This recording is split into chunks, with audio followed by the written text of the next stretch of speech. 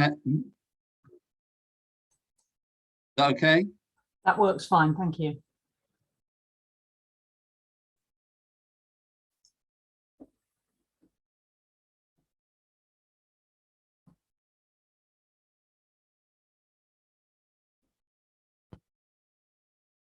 Okay, we'll get started then, and it's my pleasure to introduce the first speaker at ALife this year, another online session, but we're doing well. And our first speaker is Jonathan Lowry, who's talking about heterogeneity and robustness in social learning. Over to you, Jonathan. Okay, thank you very much, Susan. So this is my first ALife conference, so I'm slightly daunted to be the first speaker, but I'll do my best. So as Susan says, my talk today is about heterogeneity in social learning and how it can aid robustness. So heterogeneity is very common in lots of biological and also in human systems. So honeybees fan to cool their hive, and they have different temperature thresholds for when they start fanning, and that sort of variation allows for a more graded response to changes in temperature.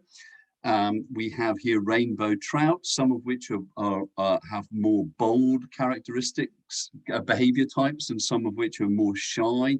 So the bold individuals tend to spend less time hiding and more out in the open, for example. And here we've got also in a production line. So division of labor is really very important in economic systems. So here we've got a different production line in a factory with different individuals showing different specialisms. So as I said, we're going to talk about heterogeneity in the context of social learning. So here we have a few images, one of which is Rodin's The Thinker, which is a sort of very individualistic view of learning and thinking, the lone individual reasoning themselves to the truth, as it were. And that's contrasted here with Raphael's School of Athens, which is about a discursive approach to learning where there's disagreement and hopefully eventually consensus. So social learning, of course, isn't only found amongst humans, it's also common in social insects, for example. So the honeybee, for example, solves a version of the best of n problem where they have to try to identify which is the best out of n options, the options in that case being different locations for nest sites. And there's been quite a lot of work on looking at whether swarm robotic systems, for example, can also solve this kind of problem, often taking inspiration from biology. So here we're going to take a sort of two processes perspective on social learning. It's just a particular perspective. And the two processes are the following. We're going to think that agents learn directly, individually, as it were, from the environment by interacting with the environment. We're going to think of that as a kind of updating process where they update their beliefs based on evidence. And they also learn from each other. They interact with each other, they communicate with each other, and we're going to view that as a form of fusion where agents combine their beliefs, fuse their beliefs. So we're going to take a very sort of simple model of social learning for the moment. We're going to think of there being a particular hypothesis H, which has got to be either true or false. And the name of the game is for a population of agents to learn the truth of what's the true value of that hypothesis. Is it true or false? And what we're going to do is we're going to assume that individuals can take one of three belief states. They can believe the hypothesis is true, they can believe it's false, or they can believe it's uncertain. So there's quite a lot of evidence that this third belief state, this uncertain belief state, is quite helpful in reaching consensus in collective learning or social learning. For example, there's some evidence to suggest that it's useful for fish schools in terms of making decisions about which food source to try to go for example. And one of the interesting things about it is that it allows for the possibility of an approach which we might think of as disagreement leads to doubt. So if you have two agents that are going to combine their beliefs and they have opposite inconsistent beliefs, then they can adopt the uncertain or don't know belief, and then perhaps potentially look for other evidence. Okay, so as I say, I'm going to think here about a very simple model of social learning and see what we can learn from that in terms of heterogeneity. So that there's a hypothesis which is true or false. We are going to assume as a default that that is true. Then there are going to be some parameters there, and those are relating to the two processes that we're talking about. So for fusion, we're going to think of a process in which each agent will, acting as a receiving agent, receive the opinions or belief of a transmitting agent and then fuse those with their own and adopt that fused belief.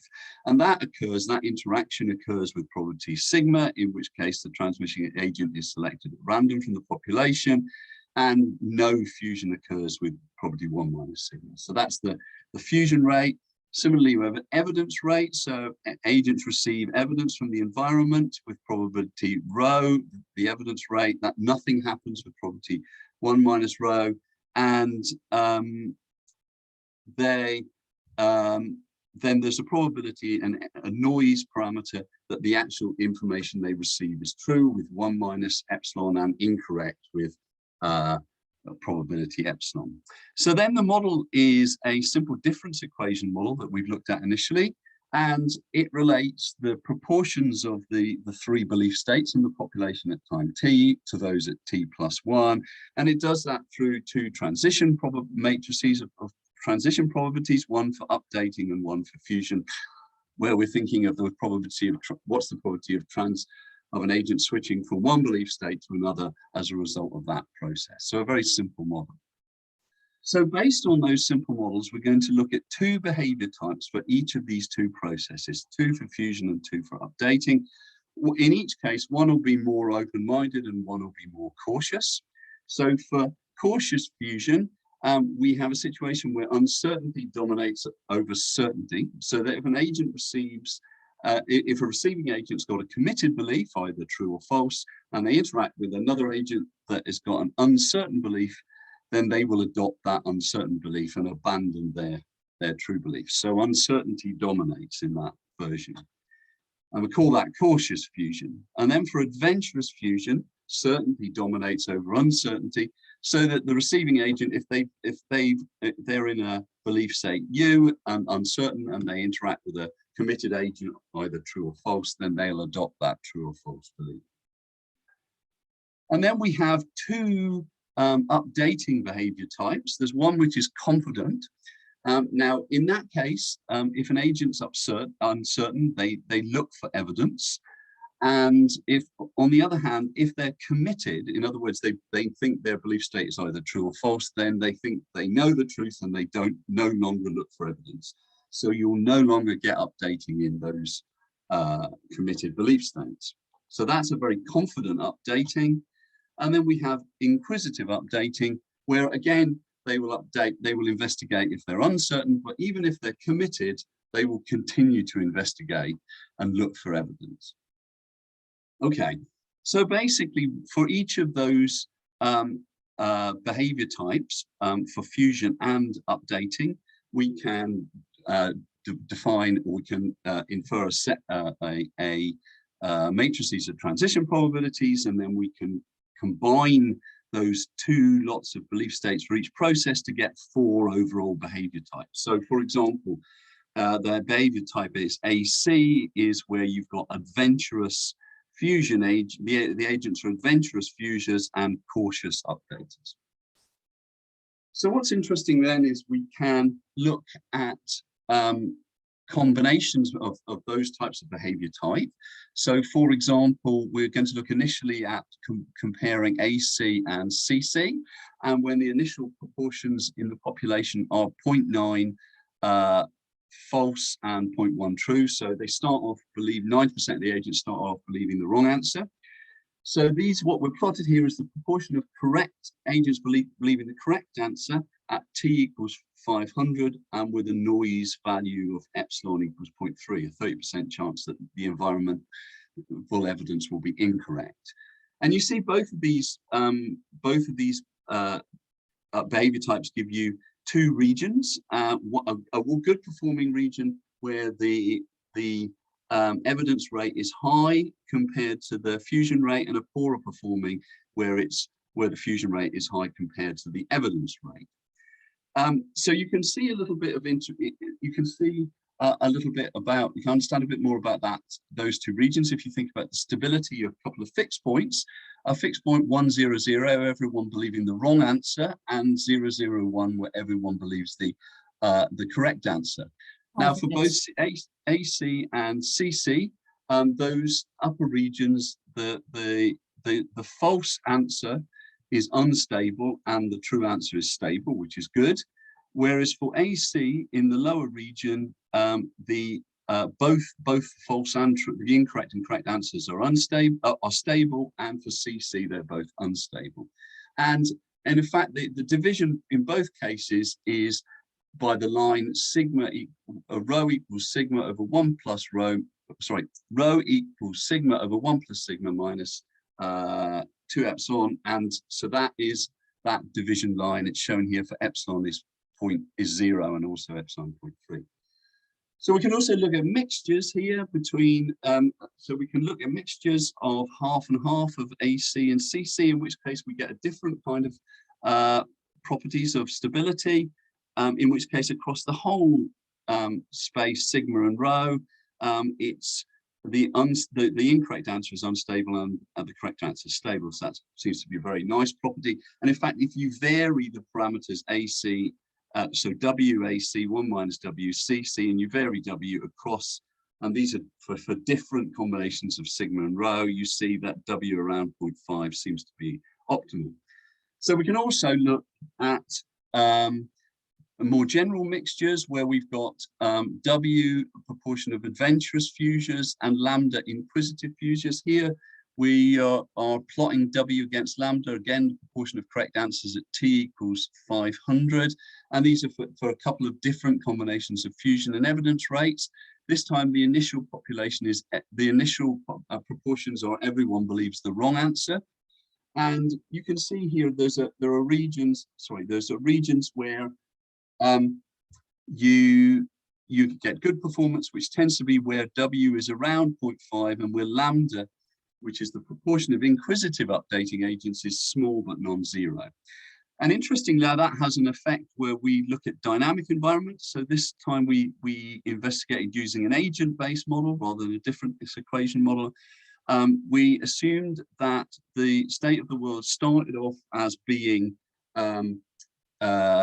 false and then switched to true at T equals 500. And what are plotted here are proportions. So we started with don't know. They learned that the world is false, and then they needed to update that the hypothesis is true at 500. When W is 1 and lambda equals 0 and all AC agents, we don't get any updating. Even if we take W as 0.5, which is that 50-50 mixture of AC and CC, we don't get any updating with lambda equals 0. But if we have a very small proportion, 0.01 of inquisitive agents, then you can see then we get adaptation and relearning at T equals 500. Okay, so just to summarize then, so we've presented social learning as a combination of two processes, fusion and updating. And we've considered 4 overall behavior types generated by independently combining conservative and open-minded approaches to both of these two processes. We have cautious, adventurous fusion and confident and inquisitive updating. So that gives us 4 overall behavior types, and they tend to have different convergence and consensus properties, and certain heterogeneous mixtures of them seem to perform better than others.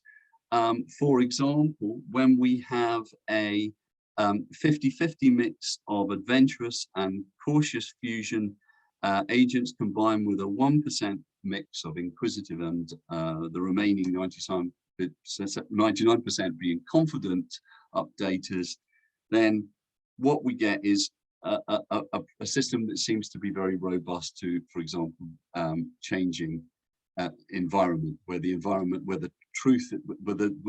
hypothesis switches from false to truth through at some time point, or at least it's much more robust than single mixtures of those behavior types.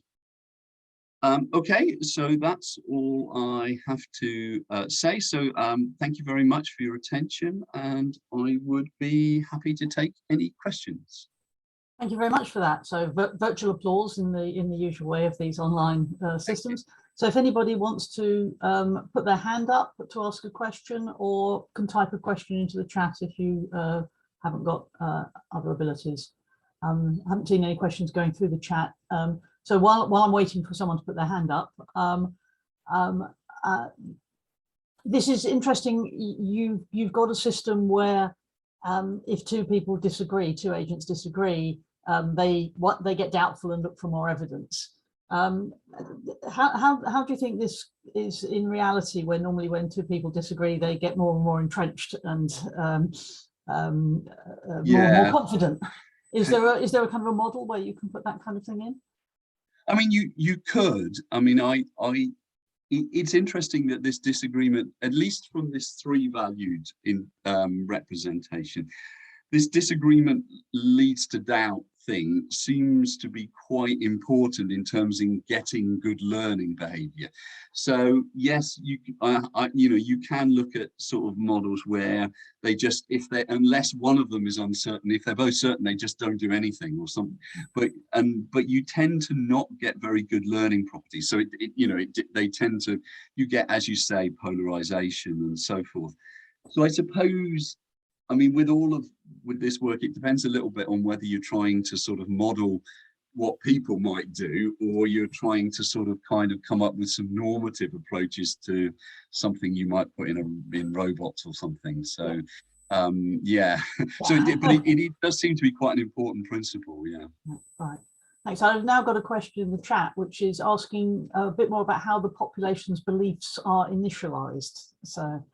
Yeah, so I mean, so in the different models, they were given different initializations. So they're allocated at random according to a fixed proportion. So so these pictures, for example, the initial proportions of the initial proportions were 90% of the agents start off believing the hypothesis is false, and 10% start believing it's true. And the fact the hypothesis is true, so most of the time the evidence they will receive is that the hypothesis is true, but with noise. You're getting around, so in that case, it's like most of the agents are starting off with the wrong answer. So that it's sort of initialized in that way. Of course, this is a difference. So in the difference equation model, it's just initialized as a proportion. In the agent-based model, we just allocated proportionately the beliefs, at random to agents. Great. Okay, we've got a question now about you've got these probabilities are quite crisp, but what about if the agent, instead of flipping from one belief to another, uses some kind of Bayesian approach to update their beliefs? Yeah. So this is a kind of, so I've looked at Bayesian models in a couple of different contexts. I mean, one in a more probabilistic context. So where in the past, I've looked at a case where you've got your beliefs are probabilities in a range, 0, 1 instead of 3 valued. And I've used a sort of direct approach to Bayesian updating, and then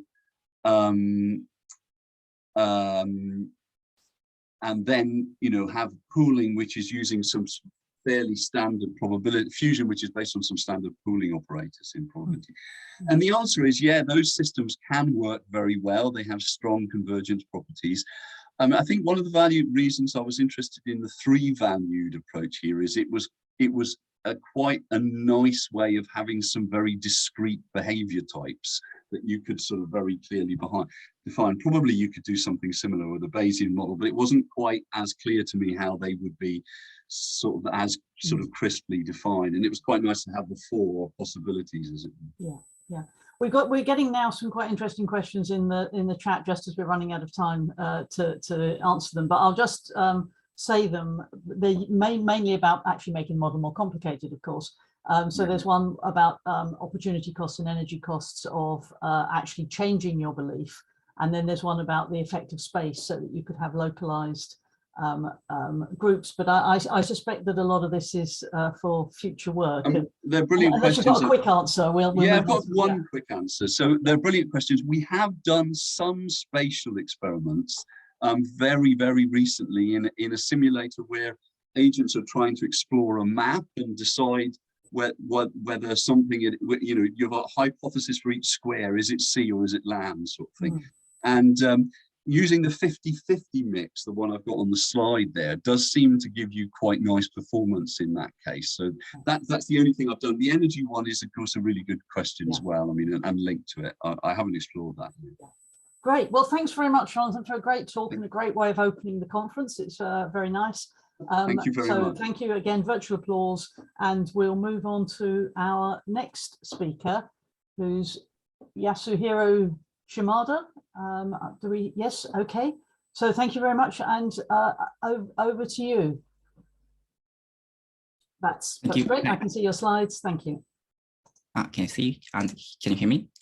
Yes, I can hear you. Thank you. And can I study? Off you go. Start. Okay.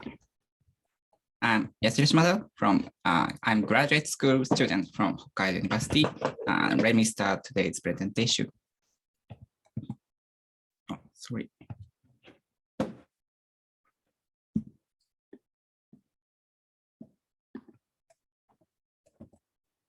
Oh, sorry.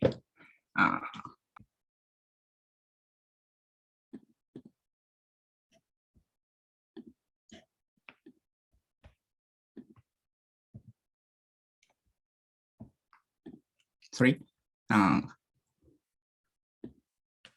Sorry, I'm very sorry. We can see your slides. Can you see? Oh. Yes, we can see. I'm sorry. And sorry.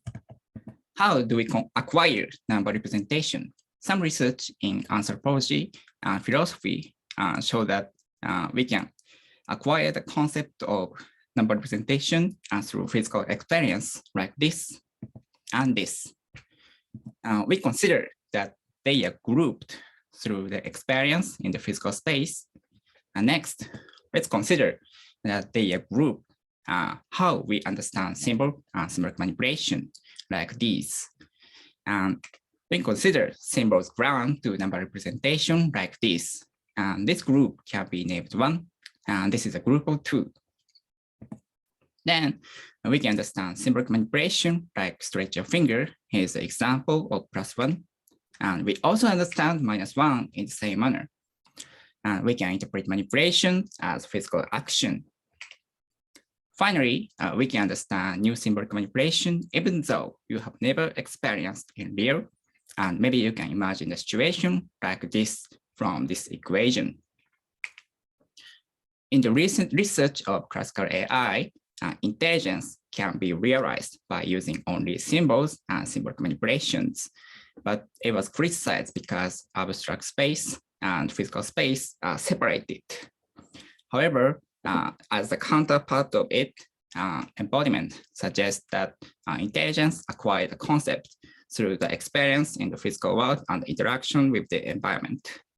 However, there are a few researches that deals with bidirectional interaction between abstract space and physical space.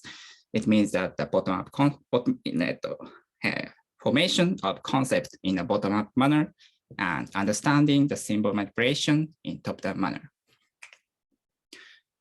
One of the research is our previous work to research the bidirectional interaction. In this research, we prepared the simulated environment and an agent, which is composed of neural network. And the agent walks around the environment and acquires spatial representation in the neural network. After that, the agent grounds the map onto the spatial representation, and the agent can understand the correspondence between the map and the simulated environment. Then the agent can go to the destination in the physical space by using this map in abstract space. It is a top-down understanding of symbolic manipulation, and we will apply this way to realize bidirectional interaction between symbolic number and physical experience. So in this research, we divide our objective into 3 steps. First, we form number representation, symbolic manipulation, in the bottom-up manner by experience in physical space, and then we map symbols to number representation and symbolic manipulation to physical action. Finally, we confirm the top-down understanding of symbolic manipulation, which have never experienced. In the first experiment, we prepare an agent composed of neural network, simulate the agent, acquire the number representation through the physical experience.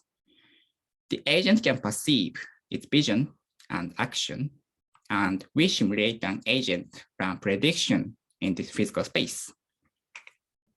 In this simulation, the agent predicts the next vision according to action. So we collect data like these for predictive running. And these are the data for the detail of the data. And vision is represented as RGB images, and 4 types of images like these are used. And action is like this. And in this research, bracing and stretching are treated in the same manner, and removing and bending are also. The model we use is described here. And what the model have to do is to predict the next vision according to current vision and action. And action input is represented like this. The model is composed of encoder and LSTM and decoder, and the detail is written like here. In the running, the model minimizes the prediction error like this. And also, mask operation is implemented. It makes the output of the encoder 0 vectors randomly. And this is a condition of running. Look at the upper right side of this slide, and please compare the prediction and target. And you can see prediction corresponds to target, so predictive running succeeded. And it is successful regardless of object, and even though the object is red balls and stars and white balls. Now, prediction are successful, so let's analyze the internal states of LSTM to confirm number representation occurs. We decompose the internal states of LSTM, decompose the dimension of internal states of LSTM into 2, like this. And let's plot it into the PCA space, like this dot. The place of dot is changing according to the intertransition of the internal states of LSTM, and repeating it many times, the internal states are plotted like this. These colors correspond to the number that the output indicates, and you can see the internal state is organized in the order of the numbers, and also it is aligned with the line. Moreover, we plot the internal states according to the types of images, and this is a sequence of red balls and white balls and stars.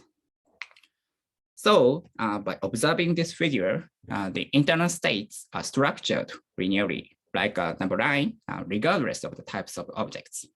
Therefore, we call it number representation, and bottom-up formation succeeded.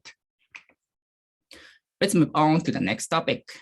In this experiment, symbol will be grounded to number representation through predictive running and using symbol and symbolic manipulations. And it is a key point that LSTM, shared module network, is reused in this experiment because it contains number representation. Symbol and symbolic manipulation are totally different from objects and physical action in the previous section, but they are also prepared in the same manner in this simulation. Symbols are prepared as RGB images, and symbolic manipulation is represented as 3-dimensional random vectors. We also implement predictive running in this experiment, so the setting of simulation is almost the same as the previous experiment. Instead, we change the model for running on symbolic manipulation, and I will talk about it next. Firstly, what the model have to do is the same as the previous experiment. The model gets a current symbol and symbolic manipulation, and as its input, and it outputs the next symbol as a result of prediction. Then I'll talk about the detail of the model. Firstly, we reuse the same LSTM as we trained in the previous section because it contains some representation. And also parameters of LSTM are fixed. Next, we prepare a new encoder and decoder because the input, it means symbolic number, are totally different from the input in the previous section, hands and objects. Finally, the input symbolic manipulation is also totally different from physical action. And LSTM needs action input, so the module converting symbolic manipulation into action-like feature vector is needed. So we introduce converter, which can regard symbolic manipulation as action-like input. And we call the converted feature vector virtual action. In the predictive running, we used two loss functions. The first one is prediction error, and the second is supplementary loss. It is important, but I have no time to explain it. So please see the paper, and the condition is here, like here. This is the result of running, and please compare the prediction and target, and they correspond to each other, and prediction is successful. And now we want to confirm whether symbol and symbolic manipulation grounds to physical experience. So we will analyze the internal states of LSTM again, and also visualize the virtual action, which is the converted from symbolic manipulation. This is the number representation. Let's project the internal state of current model into PCA space, this PCA space. This green dot shows the internal states of the shared module when the output is the image of 2. And you can see the color corresponds to that of number representation. And repeating the plot according to the transition of internal states, we acquire internal states like this. And by observing this figure, we can understand symbolic number corresponds to number of objects. Let's move on to visualizing virtual action, conversion of symbolic manipulation. This figure shows the distribution of physical action, and the virtual action is plotted as results. It is observed virtual action is round, getting close to physical action. We can use the virtual action for the model trained in the previous experiment, and it means that the input is visual image and action is replaced to symbolic manipulation. But please compare the prediction and target, and maybe they correspond to each other. So virtual action can be used, and virtual action can be grounded as physical action. Now, let's move on to third step. In the second experiment, we observed virtual action is grounded as physical action. And so we assume that virtual action corresponding to new symbolic manipulation can also be regarded as physical action by converter. And I divide this section into 2 steps. At first, I will talk about the learning of new symbolic manipulation and acquiring of virtual action corresponding to +2 and -2. This is a detail of learning new symbolic manipulation. It is almost the same as the learning of +1 and -1. And the difference is symbolic manipulation is +2 and -2. And only the parameters of converter is round using this loss. And the condition is like here. Please compare the prediction and target. Predictive learning succeeded, and we will visualize virtual action. And this figure shows the distribution of virtual action. Converter learn to convert -2 and +2 into different points from these corresponding to -1 and +1. Next, we confirm the top-down understanding of symbolic manipulation through using virtual action. We have already confirmed virtual action corresponding to -1 and +1 can be used as physical action. So we confirm whether the model can predict the next state of vision according to virtual action corresponding to +2 and -2. And now all parameters are fixed.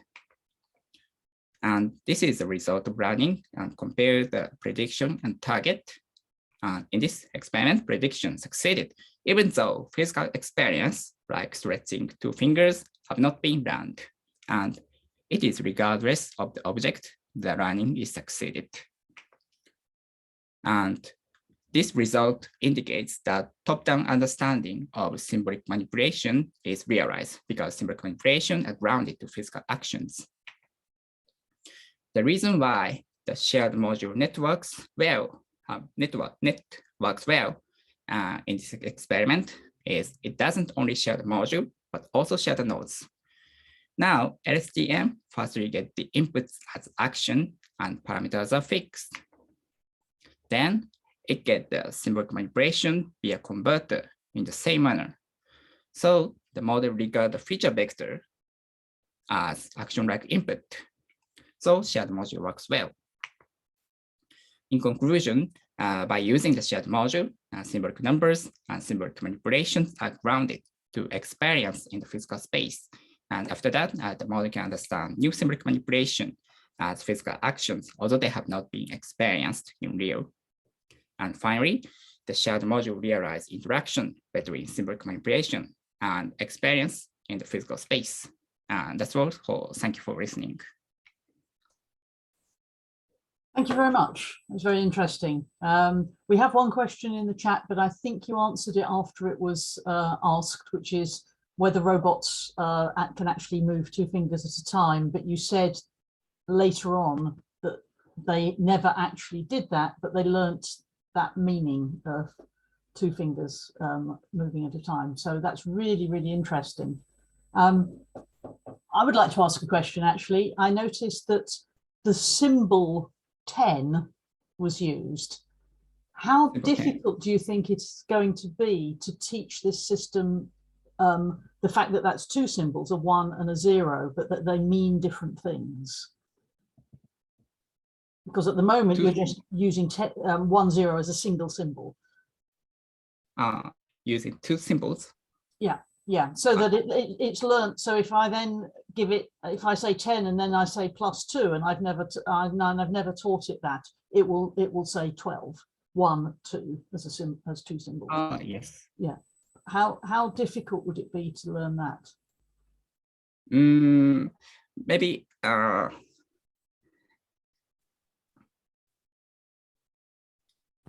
it is difficult. I can teaching the model. This is 2 is difficult. 12 regarding this one in one symbol, it is easy to teach the model, I think.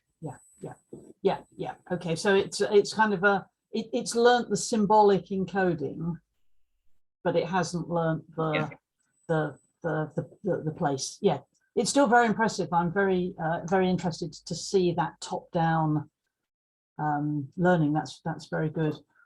We've got a final question, I think. Someone is asking, sometimes the prediction seems to be a little bit fuzzy in that there's like a thin finger or half a faint finger predicted. How do you evaluate in that case whether it has been a successful or a failed prediction? I think prediction is so towards the end, I think when you were predicting, one of the fingers seemed to be a bit faint. yes. So as if it was half there. I didn't evaluate it in quantitative. I didn't evaluate in quantitatively, but it is qualitative analysis. Okay. But maybe it is like this. Yes. Prediction. A faint star. Yeah. It is because the internal states is represented like this, and the internal states are a little bit like this. Yeah. It refers the yes. Okay. this state. Yes. this is a very nice plot of those states being learnt and separated, and learning a number line. That is very nice, and then learning the symbols. I think we're out of time. So unless there's an urgent question anyone's got, no, we're just saying thanks for the answer in the chat. So I say thank you very much. It was a very interesting talk. So virtual applause again, and thanks. And we'll move on to the next speaker. Thank you. So our next speaker is Mikihiro Suda. Great. Hello, can I hear you? Yes, we can hear you. Would you like to share your slides? Yes. Wait a minute.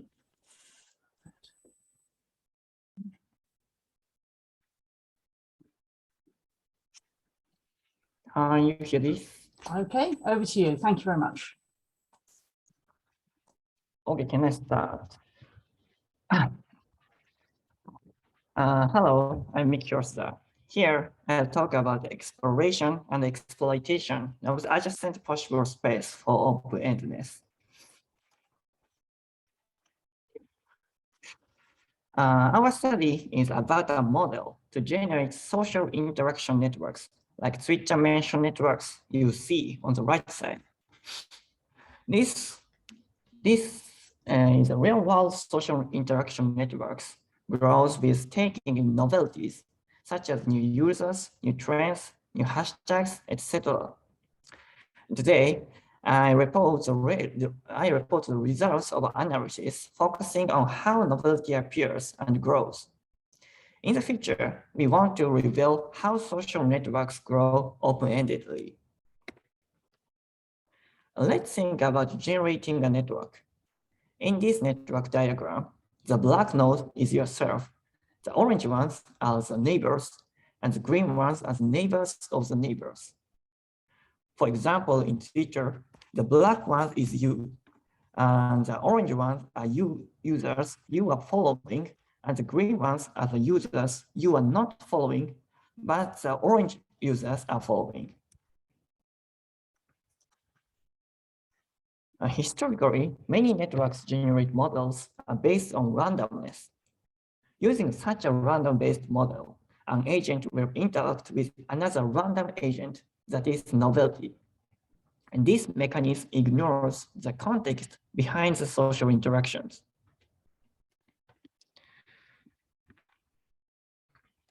On the other hand, in the model I introduced today, the adjacent possible space-based model, an agent interacts with another agent in the adjacent possible space. Here, adjacent possible space is a space one step out from the current observation space. In this network diagram, the black node knows directly the orange ones. He does not know the green ones, but comes to know one of them because the orange one introduces him.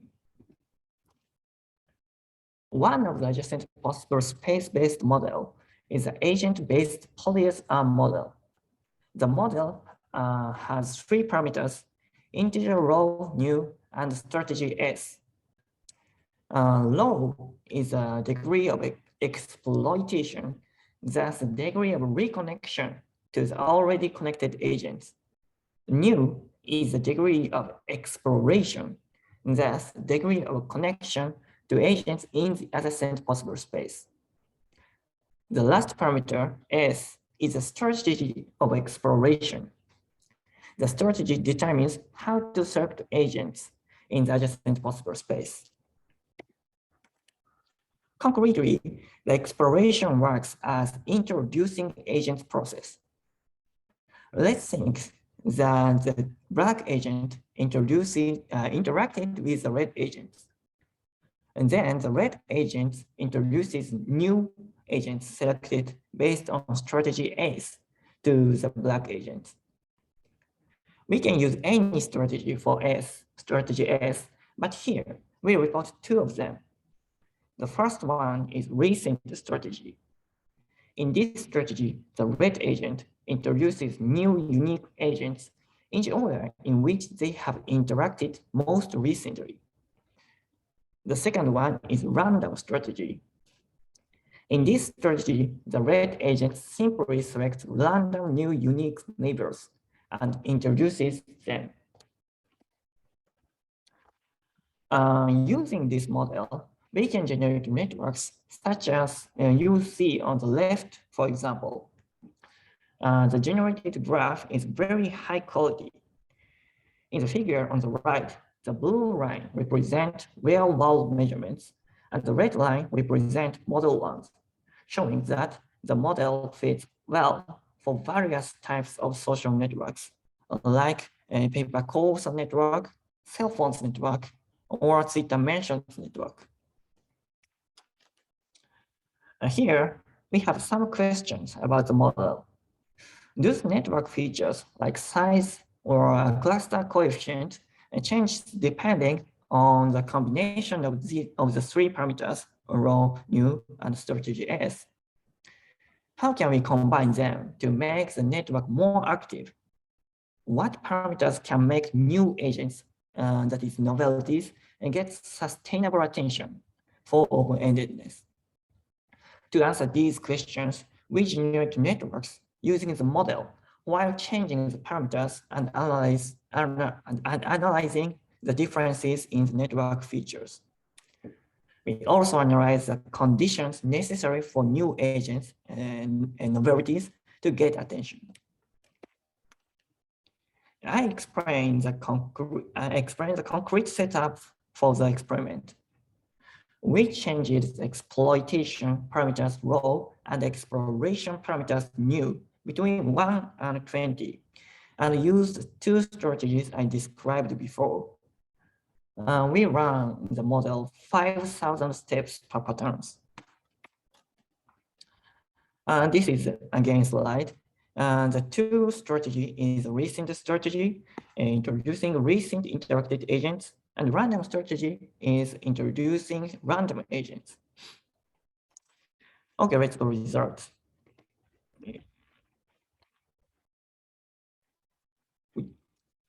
This is a result of attention to novelties. And we plot the bar step of agents on the horizontal axis and the step numbers on the vertical axis. Colors indicates attention degree. Light color means low attention, and dark color means high attention.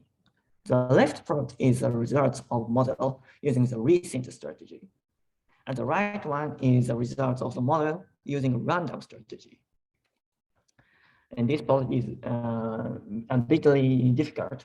For example, in this figure, you can note that agents for around 2,000 steps got no attention because this is white cell. On the 4,000 steps. In the right upper corner, here, right corner, you can find the difference in density. The result of the recent strategy is relatively sparse, and that of the random strategy is dense.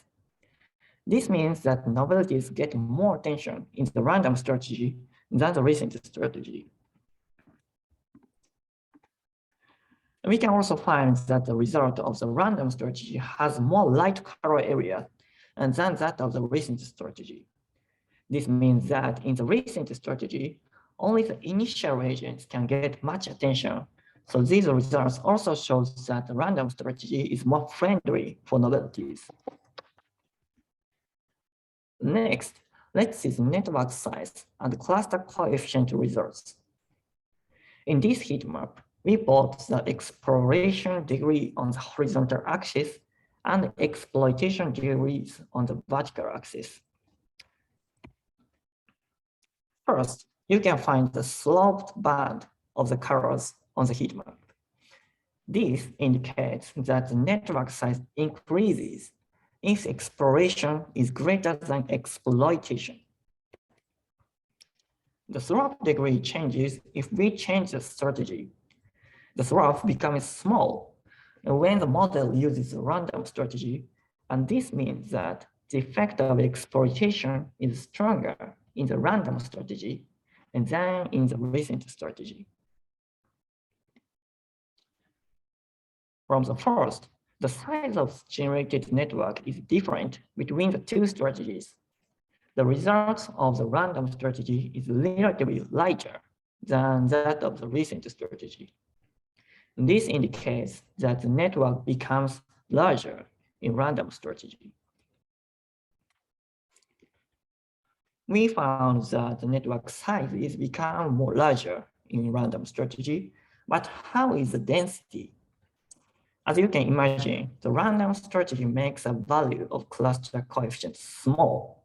That is, makes a network more sparse.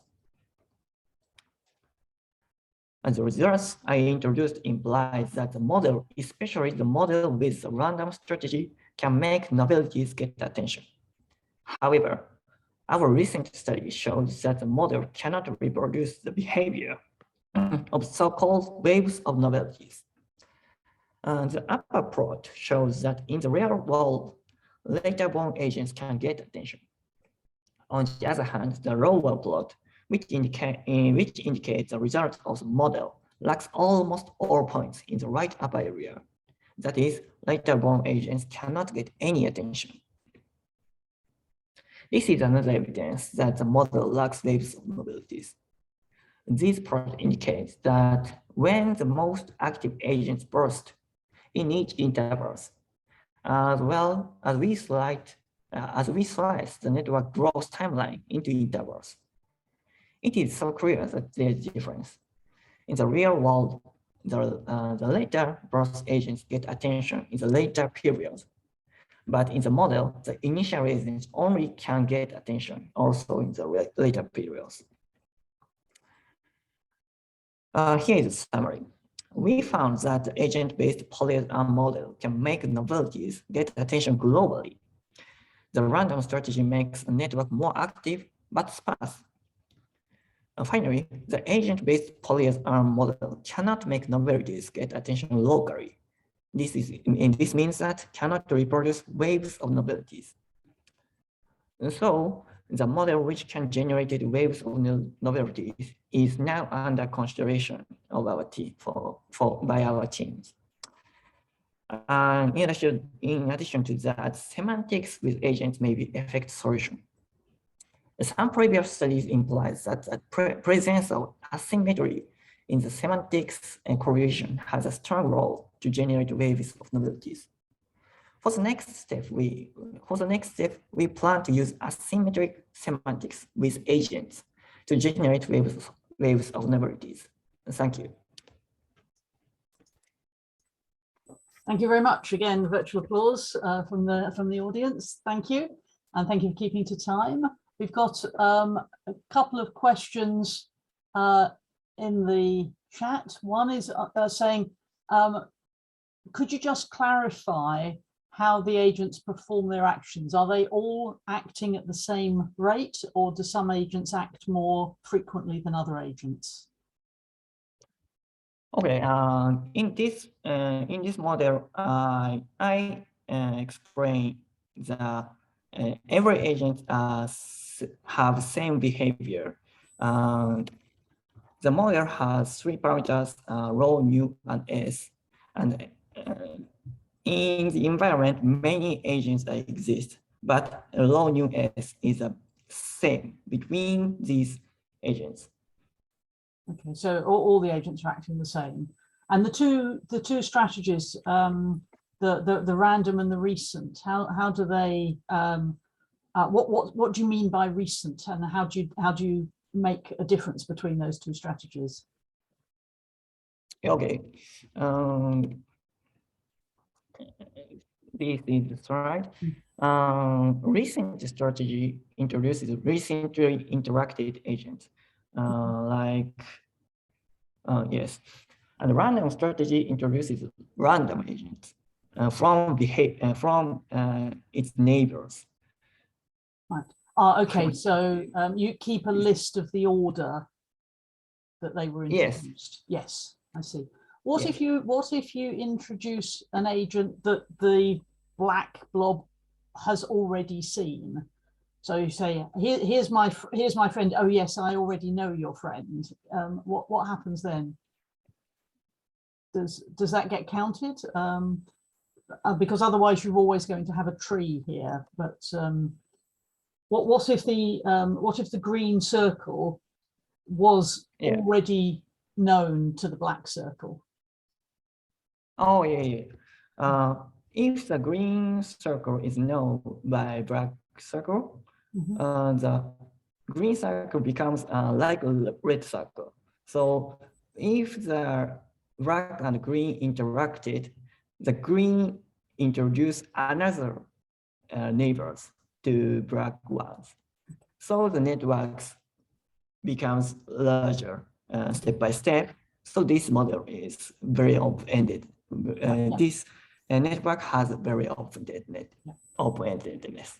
Okay, great. Well, thanks very much for a very interesting talk, and again, virtual applause. Thank you, and we will now move on to our final speaker in this session, Joshua Bensman, who's going to be talking about simulations and the evolution of consciousness. So if you could share your slides, please. Sure, that should be up. Yes, can see those and we can hear you. Over to you. Excellent. Cool. All right, so hello, I'm Joshua Bensman, a research fellow from the University of Auckland, and what I am going to show you is very much a work in progress. It's a project that we are in the process of launching to do with simulations and the evolution of consciousness. Now, the main reason for showing it at this early stage is because we ideally want to turn this into an open science project where as many people from as many places can contribute. So if you have any ideas or suggestions, please feel free to reach out to us after this. All right, but as for the project itself, this is a very high-level overview of what we're doing.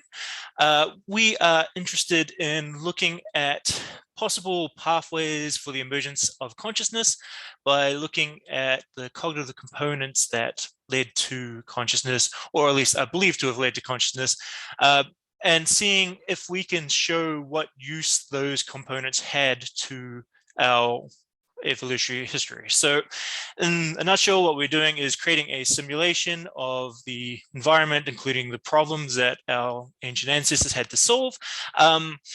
Things like very simple problems such as, avoiding predation, gathering food and resources.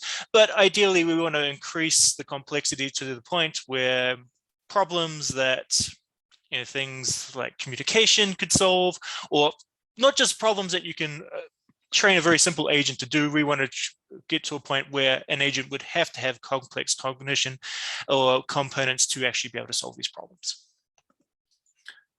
Now, this thing comes from the idea of looking at consciousness from an evolutionary perspective. We don't necessarily care too much about what consciousness is, just because there are many different definitions of consciousness. We do have one of our own that we'll get to in a second. But what we are more interested in is looking at the evolution of this phenomena that we have. So we are assuming here that consciousnness didn't just spring up out of nowhere. We believe that there are components to consciousness that developed earlier, and as they became useful to us for helping solve problems, we retain them within our genetic code, natural selection, that sort of thing. And as we, over time, these components help to solve specific problems.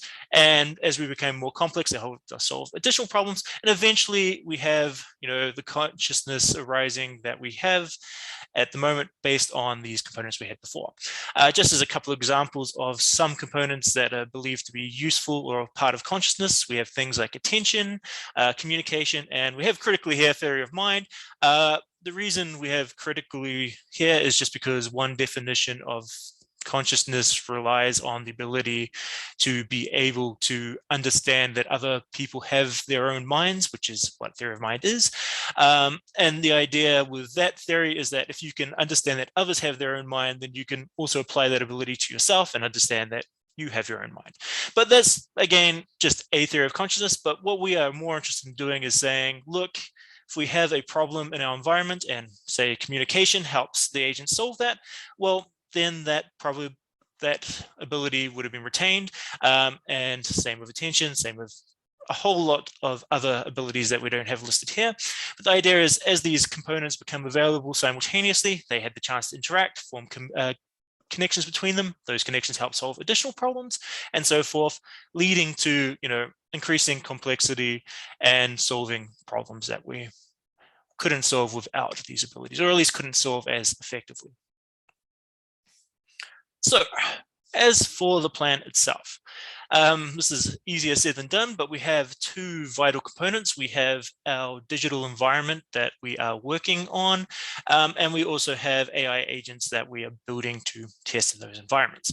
Now, in this project, our goal is to never actually finish, and by that I mean is that our environment can always be more complex, our agents can always be more complex.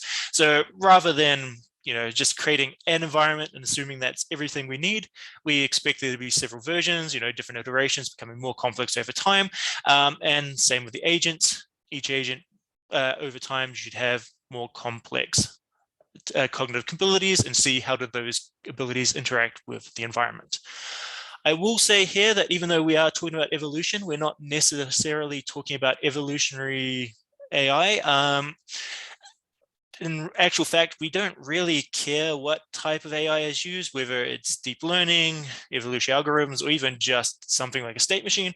What we are interested in is the AI's abilities, like what specific capacities it has, and how do those capacities interact with the environment itself? What does that actually lead to in terms of solving particular problems? Now, we are fortunate at the University of Auckland that we actually have groups of undergraduate students who form software development groups, and for grades they will put together pretty much anything you ask. And so we actually outsourced our environment to these groups. We actually had 3 of them, and this here is one of the solutions that one of the groups came to. And what it is really showing is, again, the very basis of what we are trying to do. Now, a couple of things here. Even though we are talking about consciousness, and people tend to think of consciousness as being a free-flowing thing over time, we are to simplify things using a turn-based system. Again, that's because we're not actually trying to create consciousness, we're just trying to create the problems that consciousness was, in theory, designed to, or at least helps us overcome. And another thing here is, you'll see in this example, we are using a grid-based. The reason, again, we're using that instead of, say, like virtual imagery, that is so that we don't have to teach our agents to perceive things on top of teaching them to solve these other problems. In other words, if you see a tree or has a grid that has a tree in it, we could just tell the agent it has a tree in it, rather than requiring it to also learn how to identify a tree on top of that, at least in this stage. Now, in this solution, we have a hexagonal grid. A couple of different things here, things like bushes, water, trees, as I mentioned before. We have tracks, as in like footprints, so you can identify what has been around you. We also have corpses for, well, agents or predators that happen to die during the simulation. Now, we also have, at the moment, several types of predators. So the stationary, patrolling, and random simply refers to their behavior routine. Stationary stays where it is, patrolling has a set path, and random moves, at random. But they're all programmed that if they come in close proximity to an agent, they then start chasing the agent. And the agents themselves, at the moment, only have simple hunger and thirst as their main drives, but of course, again, we want to get into more complex things. Having presented this talk at other conferences, people suggested that we might be interested, whether we'd be asked whether we'd be interested in things like social standing. Yeah, that sort of thing could be included in the future. What we again want to do is make this as complex as possible, but we are just starting with the basics for now.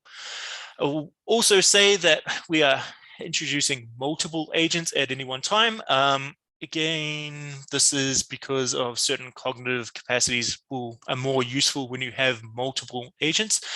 For example, communication doesn't really help if you have no one to communicate with. So by introducing multiple agents, one, it gives us a little bit of variation in the simulation because different people will be in different locations in the environment, but also it allows us to, in the future, implement these more social interactions. while I'm at it, there's not just the agents themselves have a variety of actions. For example, in trees, they can hide. If they really want to, they could eat corpses as a way of removing hunger. But ideally, we want them to, go for the berry bush. But this is the whole point of creating the simulation, is to see how do they solve the problem based on their cognitive components. And they can all agents and predators can actually more than one can be in a single hex, which means that you can get situations where a bunch of predators are fighting a bunch of agents, or you have agents learn to protect the food gatherer. That sort of thing is what we would like the possibility of emerging from the simulation.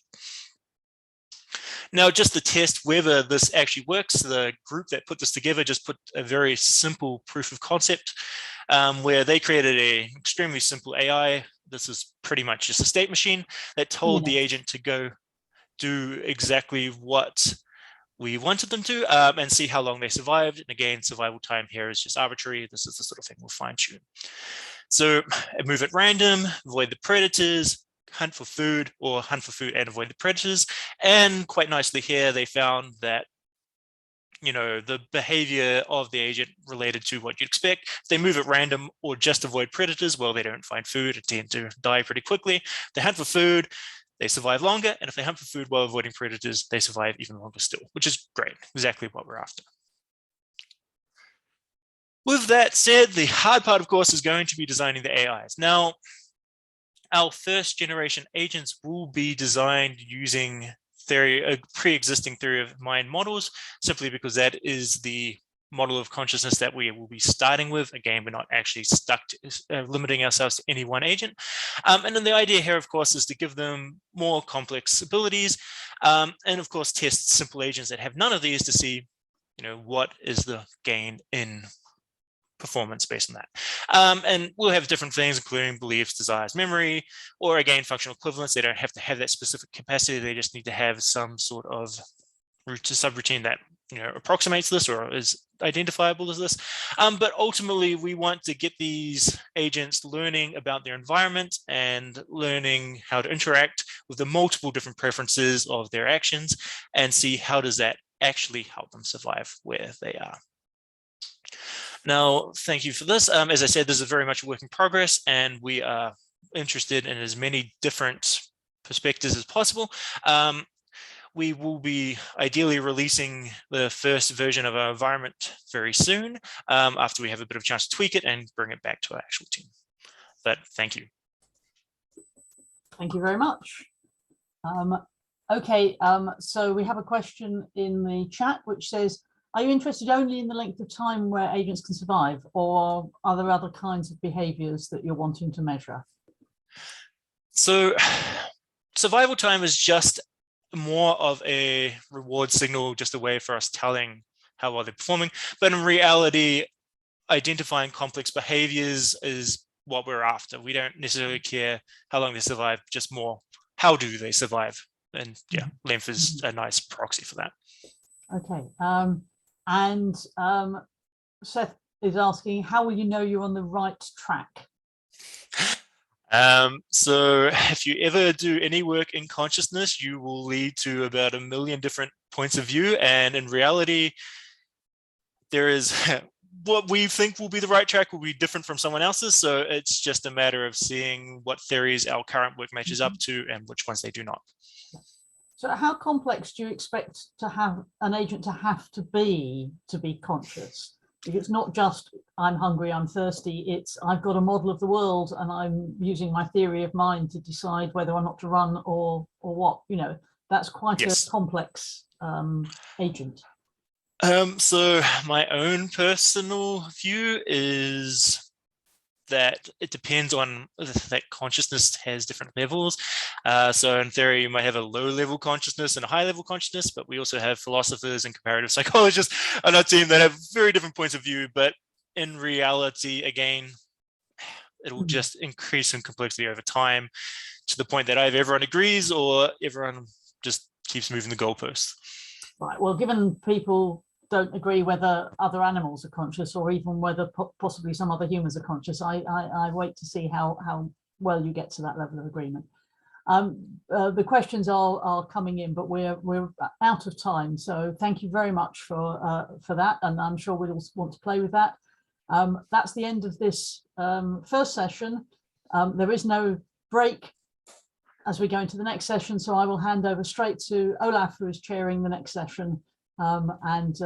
Thank you for all my speakers for keeping to time.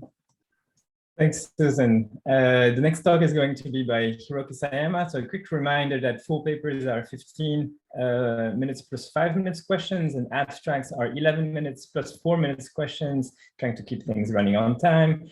And everything is being recorded, so please let us know if you don't want it uploaded or anything. And yeah, over to you, Hiroki. Talking to us. But just one Wow. clarification. Hi, Yeah. everyone. Good afternoon, good morning, good evening. So my presentation is actually abstract. So, but because of the reshuffling of schedule, so this is still a 20-minute slot.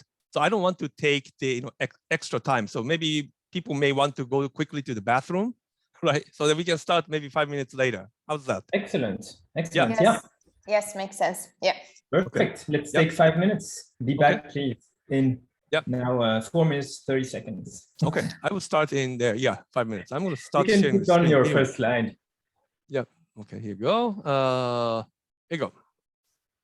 Okay, I will just keep up here and then just let me know when to start. Okay. Yes, Excellent. perfect.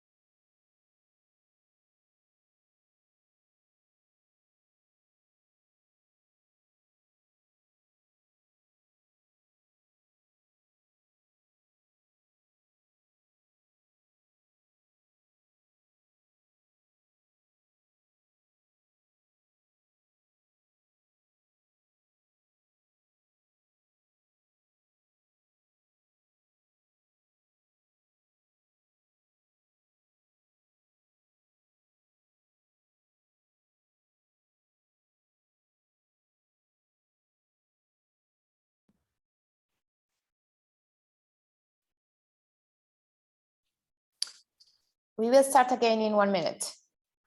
Okay. Okay.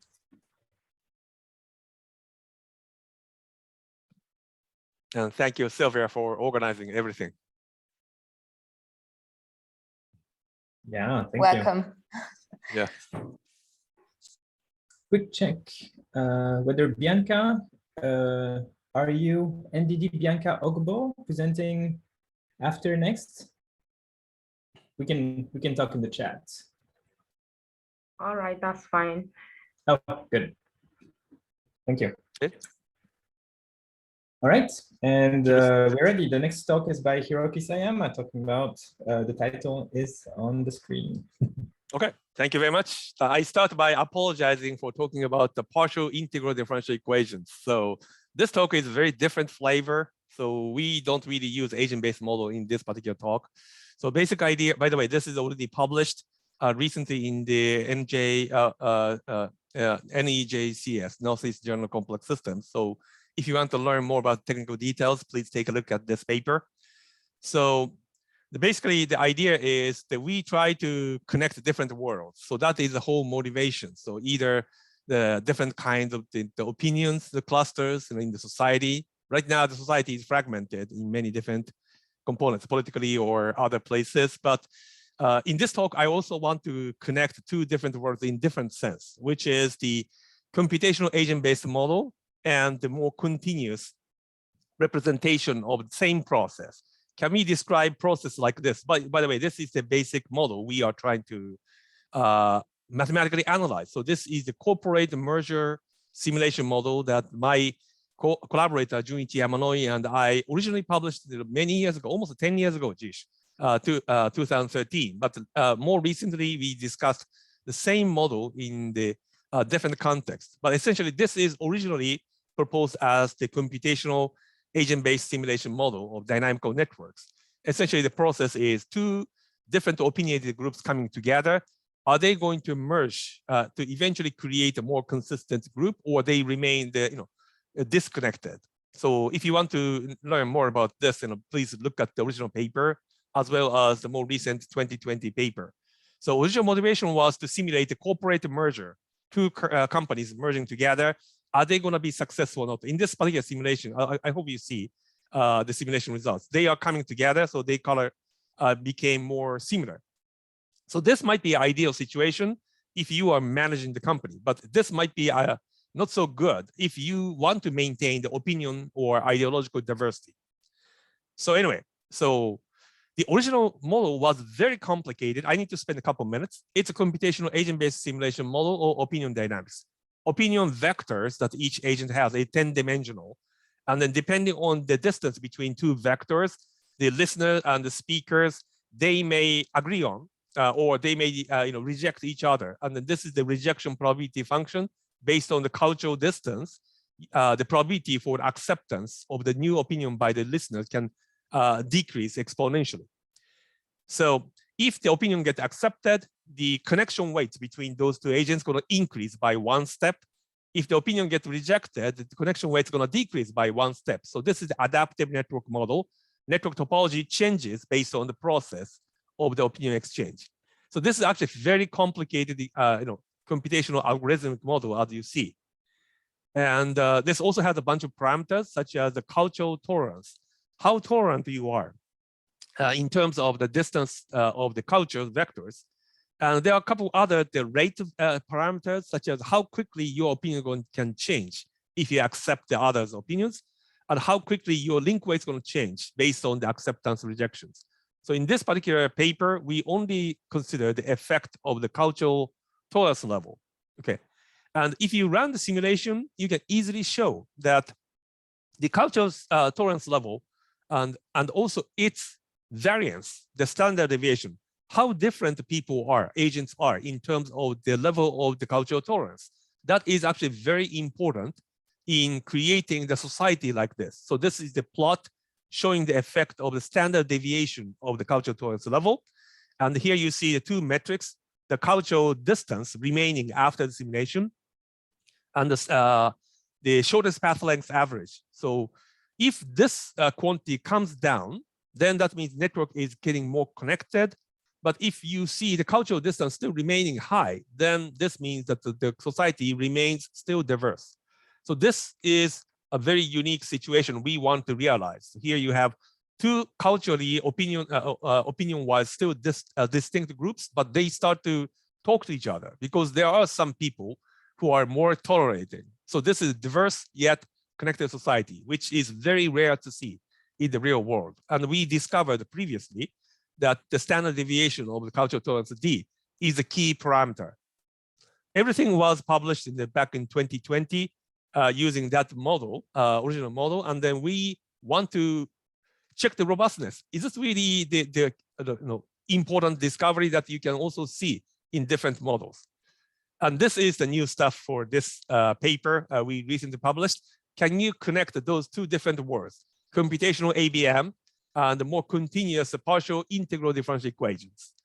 So usually nowadays, you see only the differential equations in the deep neural networks type of stuff, but this is very different kind of differential equation study. So we want to represent everything in continuous domain. Therefore, we want to simplify the model by reducing the cultural dimension from 10 dimensions. That's the original paper's assumption, to just one-dimensional continuous space. And we also assume that the size of the network is infinitely large, like a statistical physicist habit. So they always consider the infinitely large size system. So these assumptions will allow you to reduce everything into a very simple, or not simple, but continuous representation of densities. So where the populations are distributed in the opinion space as well as the cultural tolerance behavioral space. So this population density is in two parameter dimension space. The V is opinion axis, D is a parameter for the cultural tolerance. We also have another space in which the connection density function is defined. So this is distributed in the four-dimensional spatial domain. Opinion of one node, opinion of the other node, that's the V and U, and also their respective cultural tolerance level. So you have four-dimensional possibilities, and you assign the densities of connectivities, who are more connected than others. So you imagine two-dimensional surface for P and four-dimensional manifold for the connection density. And we want to describe this in terms of the differential equations. Okay, here you go. And here comes the nightmare. The model is so complicated. How can you convert that computational agent-based model into this? So basic idea we took is essentially you can just go back to the original agent-based model assumptions and count how many times the acceptance rejection would occur between two different agents with specific attributes. And then you convert that estimation of the interaction into the rate of change. And by using the local reaction and migration of the agent density and connectivities in the possibility space. It's like a reaction diffusion system, but not exactly the reaction diffusion, because this also has an intentional migration as well, right? And all the details of the converting process from the ABM to the PIDE are discussed in the paper. So please take a look at the full paper. So here's a result, okay? I know that you have no chance to understand the full details, but these are the two partial integral differential equations. Just quickly, these are diffusion terms. It represent the stochastic diffusion in both the population density and the connection density. And this part is a local reaction of edge weight change based on the acceptance or rejection taking place between two specific individuals. This is a migration based on the acceptance. If one agent accepts someone else's opinion, their position in the opinion space will slightly change. So we also need to represent the more intentional directed migration in these equations. But anyway, so all the details aside, you can just see that it is indeed possible to represent the same kind of dynamics which was used to be represented in the computational model into this kind of notation, at least this is a proof by existence. And the question is, how does this behave? Is this model behavior similar to what we observed in the original agent-based model? Okay, Here's a couple more details. I'm going to skip. Right. So we simulated these two set of the equations. Again, this is a huge technical challenge. Now the domain of integration is 4D in the one part of the systems. Another system is only for 2D. And we tested several numerical integrators available in many different packages. None of them could handle this complicated system. So we actually wrote the custom-made numerical integrator specifically for this particular system in Julia. And we ran the numerical simulation by using a very simple Euler forward method. So the initial condition looks like this. So here is the initial configuration of the original population density P. Two initially culturally distinct populations in the opinion space. They are also distributed a little bit in the cultural tolerance level D. And these are the sum of snapshots of the 4-dimensional distributions of the link connectivities. And this is the initial setting. You ran the simulation. After a certain period of steps, the temporal domain, you take this final snapshot and see how these functions look like. So that's basically what we did. And here is the result. The original system also showed a social fragmentation. It was actually reproduced here. So these are some of the examples. Okay. So the plot on the left, this is where the random stochastic behavior is very small. In this case, the diffusion coefficient is very small. The society remains fragmented. They never merge together. But if you increase the randomness to the greater value, you see the society can get closer to each other. As you see, you have only one cluster in the opinion space. So the transition from the left to the right, this already represents the social fragmentation, right? And sorry, I'm going to move to the next slide here. Yeah. And however, if you start increasing the cultural diversity, as you see that the initial condition has the much longer distribution here, you see different behaviors at the intermediate level. So if the randomness is low, the society still remains two different clusters. Hold on one second. Yeah, like this. And if the randomness is high, they integrate together. But in the middle, you start to see there is actually the third state, which looks like a new logo of some unnamed company, right? So it looks like this. So this state means that those agents that are culturally more tolerating, they actually come closer to each other, and they connect the two otherwise disconnected networks. So this is the culturally diverse yet socially connected state, which we were able to replicate even by using differential equations. So we tested numerical exploration like this. This is a kind of really simple sampling.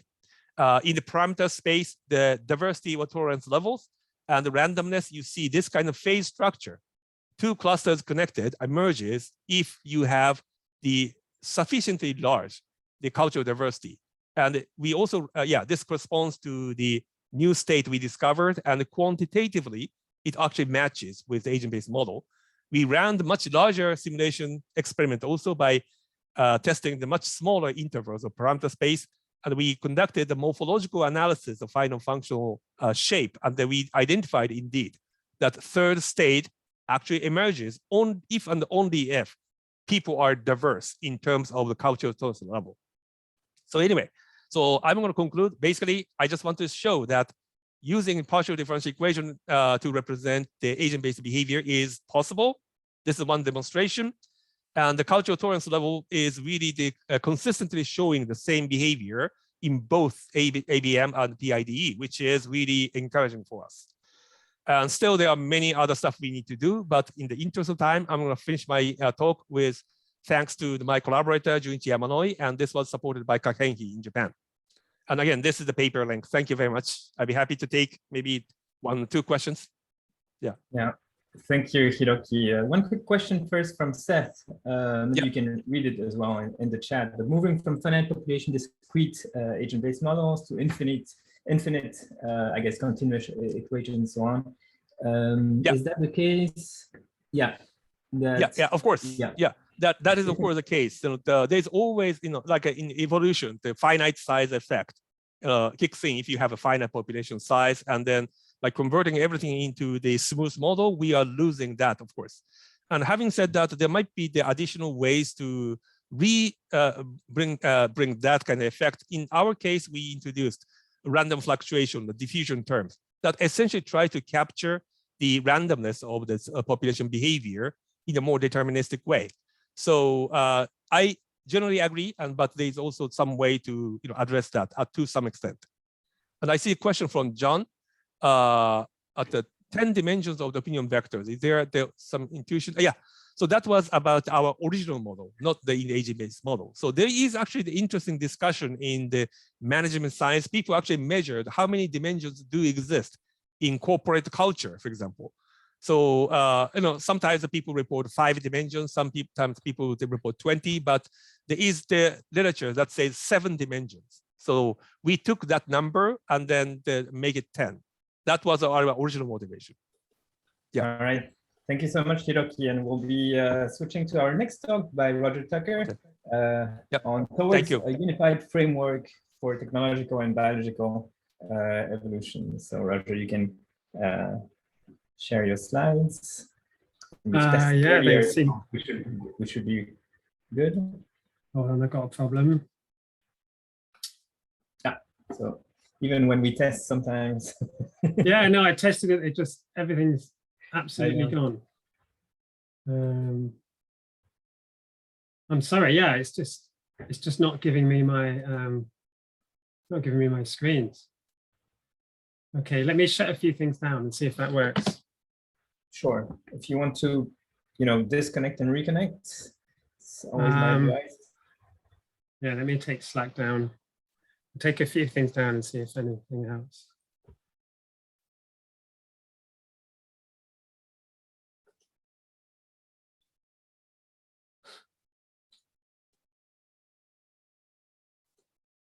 Okay, I'm going to leave and come back in. Yeah, that's fine. I guess, Hiroki, if you're still there, how do you think? How surprising was the result? Yeah, do you think that can be applied to real human population dynamics in terms of, I know, voting, for example? That was our hope. Yeah. By the way, so it was quite surprising that at least in the initial setting, that I didn't expect the result would be so consistent, with ABM, but it was quite a good surprise. But anyway, I think Roger is ready. Yeah. Hopefully this will work. Roger. Thanks. Okay, that worked. That worked. Excellent. All right, I can see your slides. So okay, whenever you're ready. Thank you. Sorry about that. Okay. So although I started out as an academic, my career has taken a very different direction, and I've ended up founding a couple of businesses. And in my second business, after about 3 years, I made a strategic mistake, which almost cost the business. We had produced some desktop software for taking notes and lectures based around recording and visualizing the audio. And I thought it would be really cool if we worked with video as well as audio. So we embarked on what turned out to be a 1-year development of a video version of the product. In parallel, we were working slowly towards a Mac version.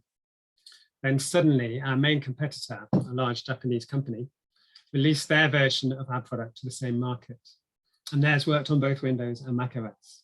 So whilst we had been focusing on being innovative, they had been focusing on giving the market exactly what it wanted. And that was the moment I understood that the success of a technology is not necessarily how innovative it is, but how well it matches what the market wants. So on reflection, what we were experiencing was just like selection in biology, where market success was like reproductive success. If I did not achieve it, my product would not continue, however good and clever it was. Yet what was driving what the market wants? In this case, it was the popularity of the Apple Mac, but more generally, it was the way teaching was done in universities, and most importantly, the fact that there were budgets to pay for tech such as ours. The unavailability of those budgets would deeply affect us, as had the changes to teaching methods caused by the pandemic. It seems that our product is just a tiny part of a large evolutionary system that incorporates not just technology, but social and economic factors. This system effectively drives everything we do, and yet we have absolutely no control over it. In his book on the evolution of technology, Brian Arthur captures this really well. He uses the analogy of a coral reef. What he writes is, the collective of technology builds itself from itself with the agency of human inventors and developers, much as a coral reef builds itself from the activities of small organisms. So since technology and biology are both the result of evolutionary systems, are those systems comparable in any way? Of course, technology and biology are totally different.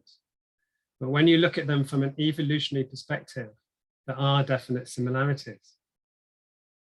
Almost anyone who writes in the field of biology and technology will comment on these similarities and ask, what is at the root of them? For me, it was the exponential complexity increase in both biology and technology that got me hooked on this topic. What is it about both evolutionary systems that has caused this common trait? Having looked quite deeply into it, I think that what makes understanding the commonality complicated is the fact that some things work in a roughly equivalent way, but most things work in a completely contrasting way. And so what I feel is needed is a framework, a way of thinking that can account for both the similarities and the contrasts. And my hope is that what I described today is a start towards that. The most significant contrast, which lies at the root of all the others, is that biology is self-building and self-developing, whereas humans develop and build technology. Any attempt to properly understand the correspondence of the two evolutionary systems has to embrace and accommodate this difference. My starting point has been to tackle the issue of human intention. To do this, let's reconsider that coral reef analogy. The organisms, that is, us the designers, are designing products to achieve a specific functionality or goal. But those that persist, that contribute to the reef, that is the technology evolutionary system, are only those that achieve market success. So from this viewpoint, we can characterize this process as a search for solutions which give market success. So we can then characterize biological evolution as also performing a search, but for solutions which give improved fitness. So I've coined the phrase goal-directed for technology search, and biology search I'm calling exploratory. And although goal-directed search vastly accelerates technology's evolution, it is by no means perfect. First of all, just because a technology achieves its design goal does not imply that it will succeed in the market. And however hard we try, we find it really hard to predict what will succeed in the market. And it might seem a bit controversial to say so, but technology has actually been quite limited by human imagination. Yes, there are some amazingly inventive and creative people out there, but it's shocking how often we just cannot see the solution to a problem, even though it is staring us in the face. And this is such a common problem that last century, the Russian engineer Genrikh Altshuller developed a methodology which we call TRIZ, translation of the Russian, to try to overcome the limitation of normal human thinking. And I think it's not unfair to say that all the bio-inspiration movements are essentially ways of overcoming these limitations. At this point, I also want to say something about the encapsulation of experience, because technology has theoretical knowledge and methods, components, and tools, and all these encapsulate experience in a way that makes it possible to construct new technology with relatively little personal experience. We've been hearing a bit about social learning earlier. But biology accumulates experience in the genome, and the genome represents all that has been learned throughout the history of that lineage, expressed in terms of how to build it from a single cell of that organism. The most hydrodynamic body shapes in fish, or muscle structures, or brain structures, how to create a camera eye. All this has been derived from experience and encapsulated in the DNA of the genome. So with this concept of search in mind, let's move on to look at how the two systems deal with construction. And here, technology and biology could hardly be more different.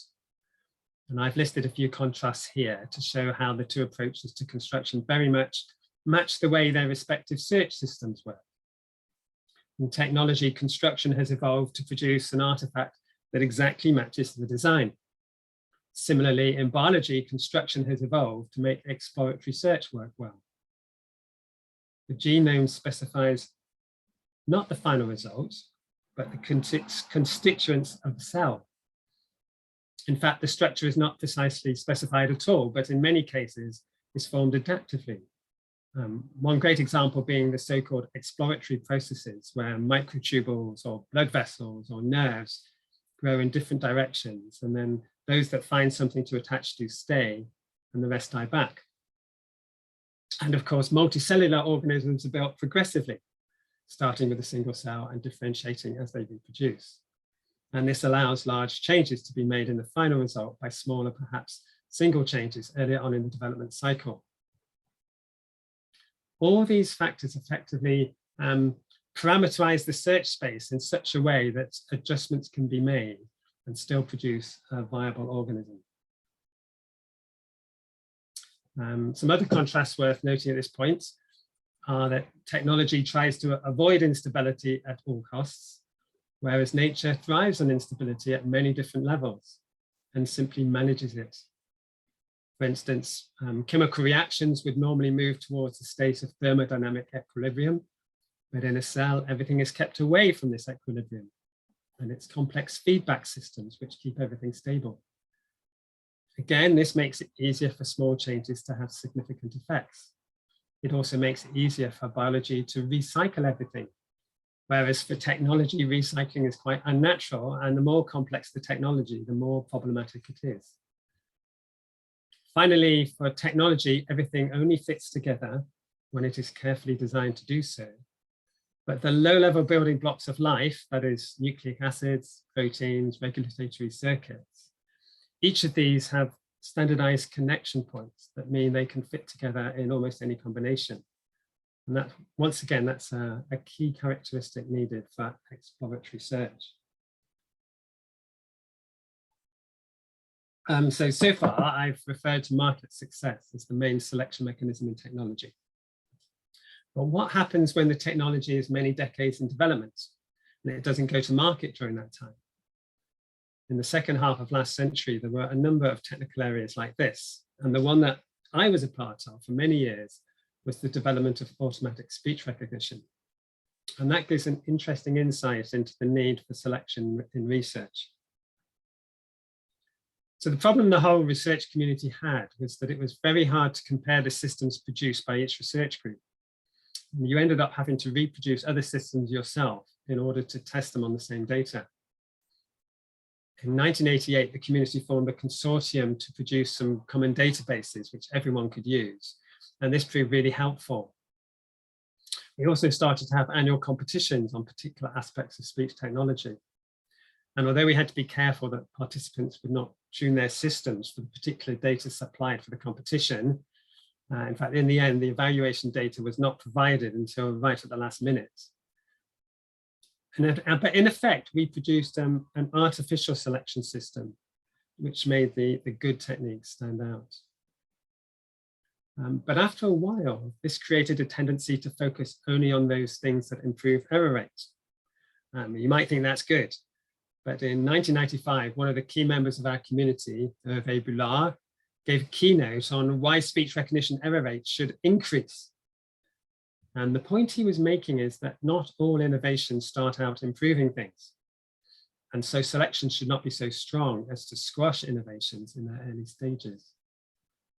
It's interesting that one of the innovations he was using was artificial neural networks, which at that time were not in common use at all for speech recognition, but of course are now totally ubiquitous. There's a few other things to say about selection in technology and biology, but I won't go into those now. It's all in the written paper. So to end with, I want to take a look at various aspects of organization, which are important both to technical and biological evolution. And I want to ask whether they are serving the same purpose in the two evolutionary systems. So firstly, modularity, by which we mean reasonably self-contained units which are weakly coupled to everything else. Modularity is prevalent in biology. It may well be the result of direct selection for things like stability or robustness or even evolvability, or it might be a side effect of something else like gene duplication. The weak coupling allows modules to develop and optimize independently to everything else. And this is just as important for biology as it is for technology. So in technology, modularity simplifies the design process. Designers only need to think, and they only need skill at the level they are working. And so they can treat all the modules and components they work with as black boxes.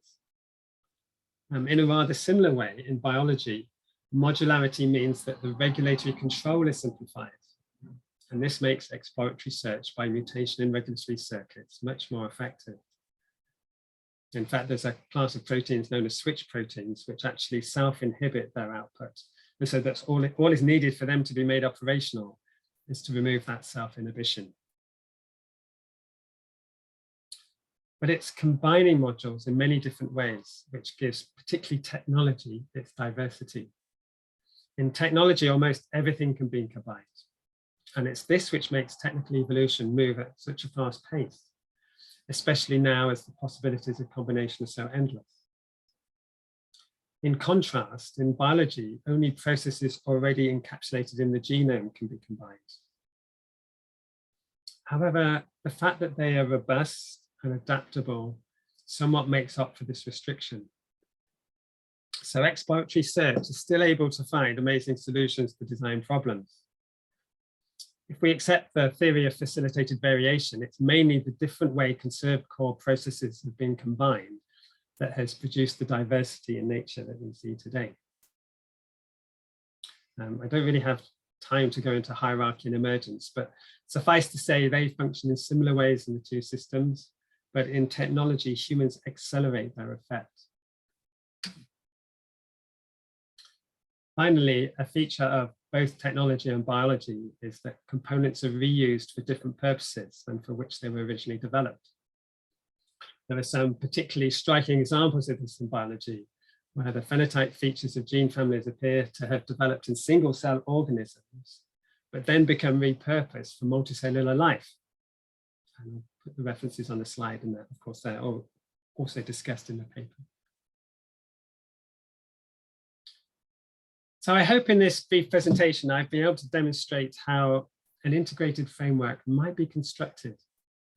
I'd like to take the last moment to look at the process of extending it into a fuller framework. One of my reviewers rightly challenged me on a whole lot of things that weren't in the framework. And I'd like to very briefly pick 3 of these as they illustrate different ways in which the framework would be extended. Yeah, mutational robustness, that's a key part of exploratory search, so it would just fit as part of that. Heredity is one of the main aspects of accumulation of experience, and that could usefully be brought into that part of the framework. And on the technology side, would bring in some of the insights from the field of cultural evolution, which has a lot to say about that. Plasticity is important for biology because of another fundamental difference with technology that I haven't mentioned. In biology, the user and the function are all part of the same organism, whereas in technology, the user and the function are separate. So biology needs plasticity in order to adapt to varying environments, but technology doesn't because the user can just use a different tool. So it could be really useful to bring this contrast as a new element into the framework. I hope the framework as it develops will be useful for the problem of open-ended evolution. For instance, if these organizational features are important for both technology and biology, are they important for any open-ended evolutionary system? If so, it could be helpful to simulate and study them individually. And finally, the question I would specifically like to answer next is whether there are common mechanisms for innovation in technology and biology. And this is where my own focus on the framework will be over the next few months. If anyone would like to collaborate, please get in touch. Thank you. Thank you so much, Roger. we just have time for a very quick question in case someone has one. Otherwise, yeah, I think there's a lot from, I guess, general systems theory, Burton Latfy and Miller and such that can help here. Maybe it's a rather long question. You think some of Dawkins and Kaufman, I guess, perspectives applies most to technology innovation. So they differ in that the two theories differ in that Dawkins thinks selection is the main driver for evolution, whereas Stuart Kaufman thinks constraints on self-organization arising from physics and chemistry are more influential. Do you have a quick answer to that? No, I don't. Obviously, they're both important, really important. And no, I can't answer that off the top of my head. Thanks for the question. Yeah, it's a fascinating topic. I also would like to discuss more, but maybe we can do that in the coffee room. We need to move on. Unfortunately. Sorry about the start. No, no, thank you. The next speaker is Ndidi Bianca Ogbo. And if you could please share your slide. Are you here? Yes, I'm here. All right.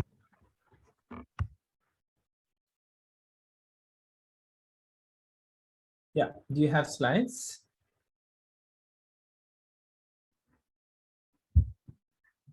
Yes, I have my slides. Do you want me to put it in the chat box there?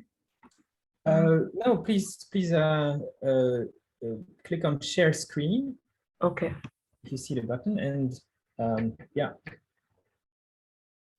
I'll let you know when I see them appear.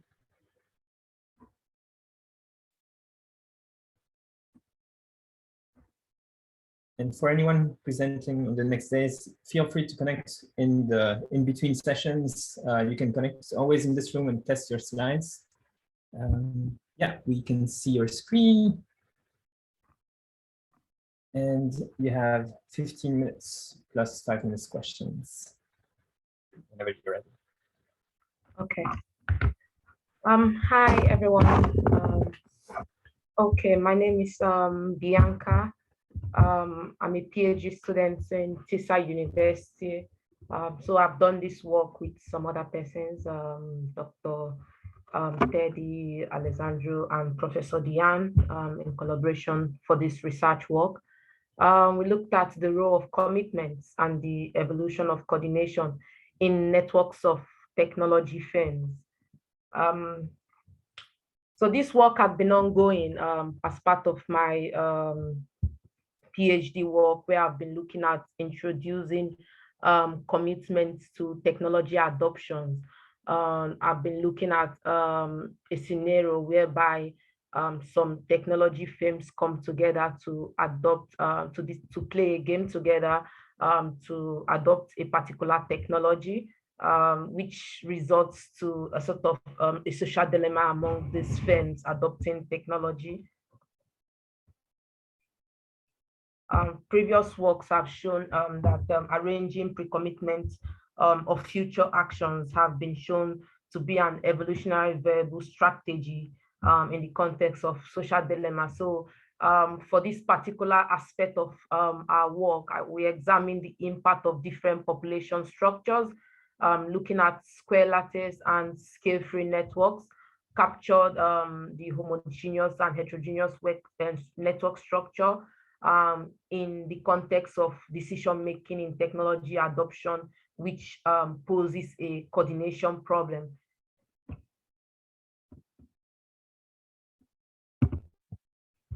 So for the technology adoption game, is just a coordination problem among firms that compete for technology. So these firms come together to adopt either a low technology, which a low technology would give them actually low profit, or a high technology which would give them a high benefit. A high benefit, of course, is always greater than a low benefit technology if they adopt it. So if they both adopt a high technology, they get a payoff of 2. If one of the firms goes for a high technology and the other firms go for a low technology, they get a payoff of 5. If they both go for, if you look at the second payoff metrics here, which simplifies the first one, I will see that if they both go for different technology, they get a higher payoff. So I brought up a scenario whereby if they can propose a scenario where if they can come together to agree on adopting different technologies, but however, if they would agree to share the benefits, one of the firms would of course pay for the cost of adopting a high technology and ask the other firm to go for a low technology, and the firm pays for the cost of arranging such, and then of course share the benefit. So if they coordinate themselves, they would always get a higher profit. But the problem, for this sort of social dilemma is who would agree to go for a low technology. Everyone in this firm would prefer to go for a high technology. And if they all go for a high technology, they get a lower payoff. So yeah, we introduced technology adoptions with commitments, whereby a commitment proposing strategy, which the HP and LP was attributed to that. They asked a co-player. So if it's 2 firms, they come together, and one of them would ask the other co-player to adopt a different technology. So if firm A wants to adopt a high technology, firm A asks firm B to adopt a low technology. And if firm B's agree, firm A will pay for the cost of arranging that agreement. And if firm B adopts the technology, firm A will share the benefits between himself and firm B who agreed to adopt a low technology. And if firm B refused to adopt that agreed technology, firm B will have to pay like a compensation cost to firm A that has set up this deal. There's a sort of a coordination dilemma here. So getting these firms to agree on this becomes the issue. However, we have set this game in such a way that the share of the benefit is very equal, is proportional to the cost of arranging this commitment deal. So none of these firms will lose out at the end. They will have like an equal share of the benefit. So we looked at this. We've got these payoff metrics here. It shows the different strategies. If we arrange a commitment deal within these firms, it shows 8 strategies whereby if they play with each other, the payoff they would get. If they play with each other, this is a lot to go into it now. But it's just the payoff metrics when they play with each other. So yeah, for the work, we've done some previous works on a well-mixed population. So for this particular work we're doing now, we're expanding it to different population structures because the well-mixed population is not the ideal word interaction. So we are looking at whereby these firms will interact with different agents, not just the ones within them. So we looked at the square lattice graph where each agent will interact with the immediate 4 neighbors on the immediate 4 neighbors, and then we still expanded it to whereby is in a scale-free network using the BA model, which follows a preferential attachment rule, the power law degree distribution, whereby small graph is introduced and then more nodes is added, creating more links to the node. So we looked at those 2 scenarios in a square lattice network and then in a scale-free network. The square lattice network with just 4 neighbors, and the scale-free network whereby more nodes is added to a particular node, creating different links and different connections. So in this network distributed on a network, so they randomly assign to each of the 8 strategies at each time step or generation. This just explains the interaction. So the interaction that goes on between these agents when they play with each other in either a lattice network or a scale-free network. So they basically at the end of each generation done, they copy the strategy of the immediate neighbor. They just randomly select the neighbor they copy the strategy of in that network. So this particular result we've got here compares when we have this game in a lattice network and in a scale-free network. For this is when there's no commitment in that settings. So when there's no commitment, every one of them would want to adopt a high technology, of course, because it gives them a very high profit. So they want to adopt a high technology, even though the market competition. So the alpha there is the level of competition in the market. So even though there's very high competition in the market or there's no high competition, everyone in the market, all the firms want to adopt a high technology since it gives them a high share of profit. This just this payoff we have here, whereby they will all want to adopt, they will all want to go for a high technology, and it gives them a very low profit of, it gives them a profit of just 2 if every one of them is going for a high technology. So we have a scenario there, if they go for different technology, they will get a payoff of 5, which is higher than 2. So this, if there's no sort of commitment that is added to this game, they would all go for a high technology at every point, even though there's competition in the market, and when there's no competition in the market. So we expanded our model, like I've said before, to when there's sort of commitment, pre-commitment that is being arranged. So when there is a pre-commitment whereby one of the firms will come up with a commitment deed asking the other firm to adopt a different technology, and the firm that calls for that arrangement pays for the commitment cost and shares the benefits when the other firm agrees to adopt a different technology. So we got this result here, again comparing it both in a lattice square network and in a scale-free network. We've got very similar results. We looked at, we varied this with the level with alpha, which is the competitive level of the market. So when there's so when alpha is very, very low, it means there's very high competition in the market. It is very, very beneficial for these firms to go into this pre-commitment. So when there's when the market competition is very high, which means here that the alpha is very low here. The commitment proposers, which is this one, the HPs and the LPs, you see they dominate the market for a long time.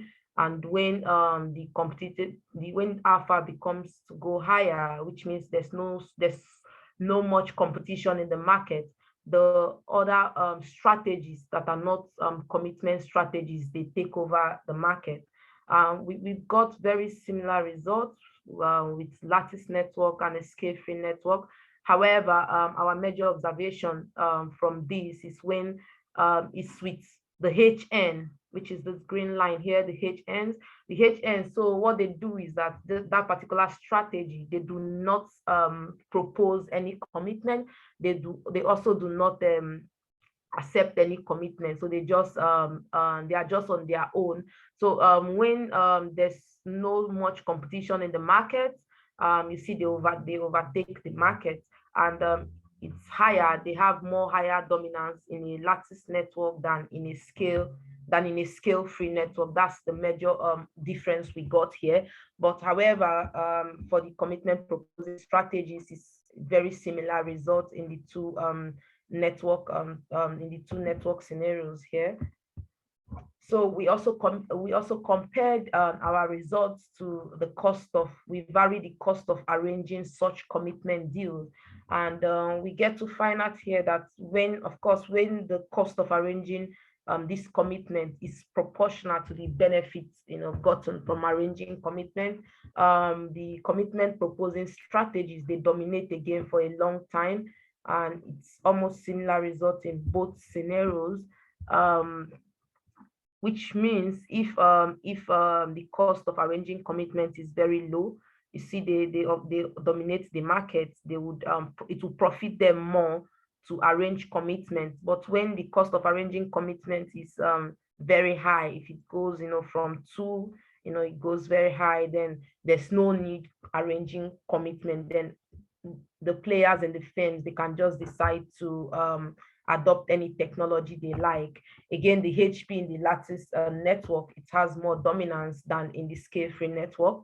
However, for commitment, we've got very, very similar results in the two networks used here. So from our conclusions, we got to find out that arranging pre-commitment, it's truly enhanced coordination. But this is when the cost of arranging such commitment is significantly small. And of course, when the technology market is also very, very high, it's very, very competitive, then there should be arranging of pre-commitments among these agents. And then when commitments are absent, just slightly level of coordination are obtained in scale-free than in lattice. But however, the difference we saw in pre-commitment is for the HN, the non-proposing, is just the HN gives the difference between the lattice and scale-free network. But for the commitment, it's very similar results. So overall, commitment can improve coordination and the overall population welfare and structured population.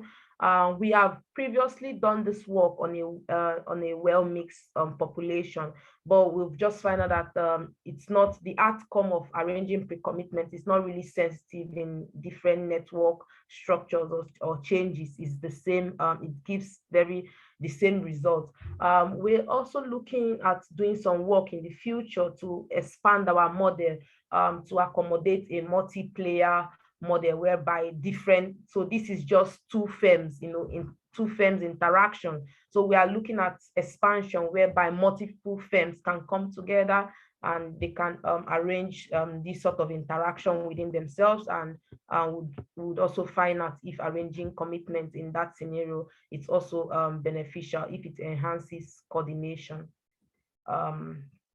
Thank you. I don't know if there's any question. I think my time is going already. Yeah, thank you so much, Bianca. And virtual applause. And let's see, is there, I think there is a question in the room. Seth, with a nice, a bit shorter question. Why do you think the shape of the transitions in frequency different for the lattice than for the scale-free networks? Is it the clustering that is important, or maybe the path lengths? Honestly, we've even been comparing like different other authors that have done this work, and we've not really like figured out the particular why this has happened in this our work. But these are the results that we've got. Why for the lattice, especially the HN, probably it could be something we could also look at if it's the clustering or so, but we've not really like figure out, because we've had like some discussions on that, trying to know also why is this difference there, even though it's not so significant in the presence of commitments. So we're doing more work on that. That's to get more results on why that has happened. Thank you. Any other question? I guess how did you define high technology, or sorry, why did you define high technology this way? And is there a sort of a effect on your results depending on that?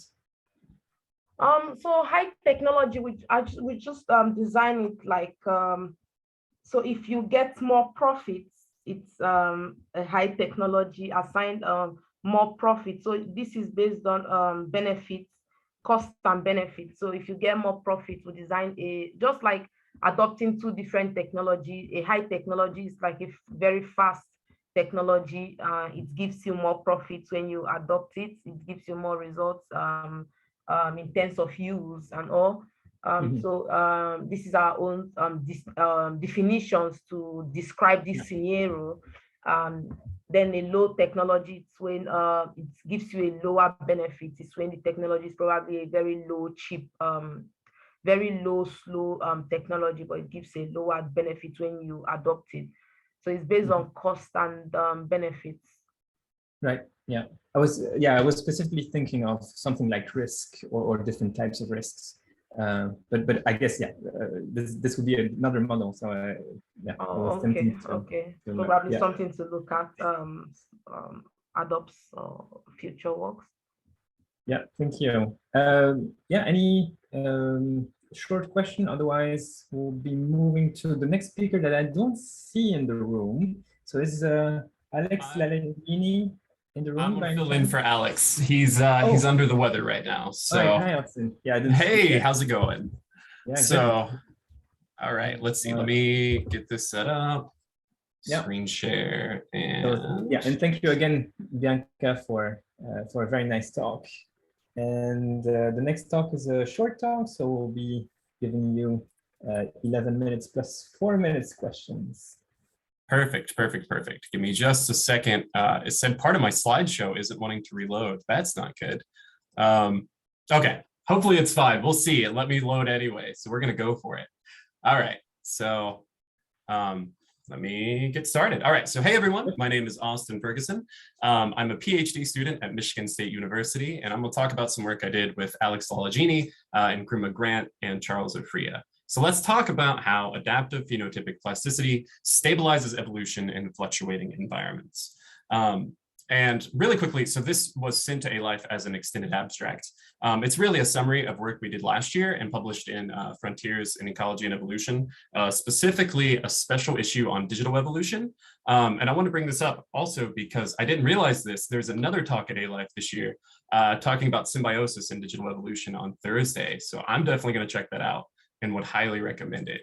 All right, so let's get started. So we have to talk about phenotypic plasticity, and I'm going to cheat here and use the definition that we used in the paper from West Eberhard, where phenotypic plasticity is the capacity for a single genotype to alter phenotypic expression in response to a change in its environment. And going off the title, we're specifically talking about adaptive phenotypic plasticity, and I'm just going to simply define that as when the plastic response is beneficial to the organism.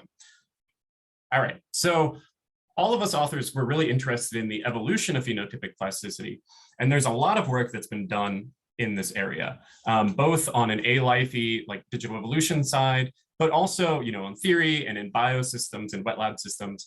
There's a lot of really cool work done on the evolution of phenotypic plasticity. So for this paper, we decided to actually look into, well, what comes next? After phenotypic plasticity evolves, how does that affect further evolutionary dynamics? And there's been a lot of work done on this, but it's mostly theoretical and with math models and stuff like that. And we really wanted to ask, like, hey, wait a minute, if we use our digital organisms, can we ask some of these questions that are really hard to investigate using, traditional wet lab models and stuff like that? So for this particular work, we use the AVITA digital evolution system. The details don't matter too much. Just keep in mind that they are self-replicating. Each organism is a self-replicating computer program. And here's a quick little diagram, but mostly what I want to get out of this is that these little programs take inputs and they can give outputs. And if these outputs actually perform specific tasks on the input, and the tasks don't matter too much, they're bitwise logic. If they perform the right tasks, they are rewarded with additional CPU time, which gives them an advantage over the other organisms in the population. So to set up our cyclic environment or fluctuating environment from the title, we take 6 of these tasks and break them into 2 groups. So we have tasks 1 through 3 and tasks 4 through 6. And what we do is we create 2 different environments. So we have environment A, where tasks 1, 2, and 3 are rewarded, while tasks 4, 5, and 6 are punished. So if you do these, you're actually, we take CPU time away and you're at a disadvantage. And then we also have environment B, which is just the exact opposite. So once we have these two environments, we can put organisms in a world that fluctuates between them. So we're going, from A to B to A to B, and these are set times for each, for each time in A and for each time in B. Generations vary in Avita, but it's 15 to 20 generations per environment. Okay, so once we have this world set up with these different environments, that allows us to create these three treatments. The first one is going to be our plastic treatment that actually has plasticity that can evolve, which is in this fluctuating environment. But there's one missing piece, which is that to be plastic, you need to be able to sense the environment, to sense what is rewarded. So in the plastic treatment, we do give the organisms, a way to sense the environment, which we can compare to the non-plastic treatment, which is identical in terms of environment, but there is no way to sense which environment you're in, which means there's no way to actually change your phenotype based on the environment. And we also have a static environment that can't sense its environment because it's always the same. All 6 tasks are always rewarded. And one last thing to mention in terms of how we did these experiments is that we preconditioned the populations. So we split everything into 2 phases. And the first phase is the exact same environment that all the analyses will be run on. That goes on for 200,000 updates or so. We run evolution, and then at the end of this phase, we look at the most abundant genotype in the final population, pop it into a new phase that is identical, other than that's where we do our experimental tweaks and actually do our analyses. All right, so the first research question that we wanted to ask was, does adaptive phenotypic plasticity influence the speed of evolutionary change? And to do this, we needed a way to quantify evolutionary change. So we used some phylogenetic and lineage analyses. Thankfully, Avita spits out a phylogeny that'll take you from any of the extant organisms all the way back to the ancestral organism. So we use these phylogenies for some of the analyses. And then for others, we actually looked at the extant population, and we looked at each genotype and said, hey, which one pops up the most? So in this case, we've got this green, whatever shape this is, that appeared 25 times, so it was most popular.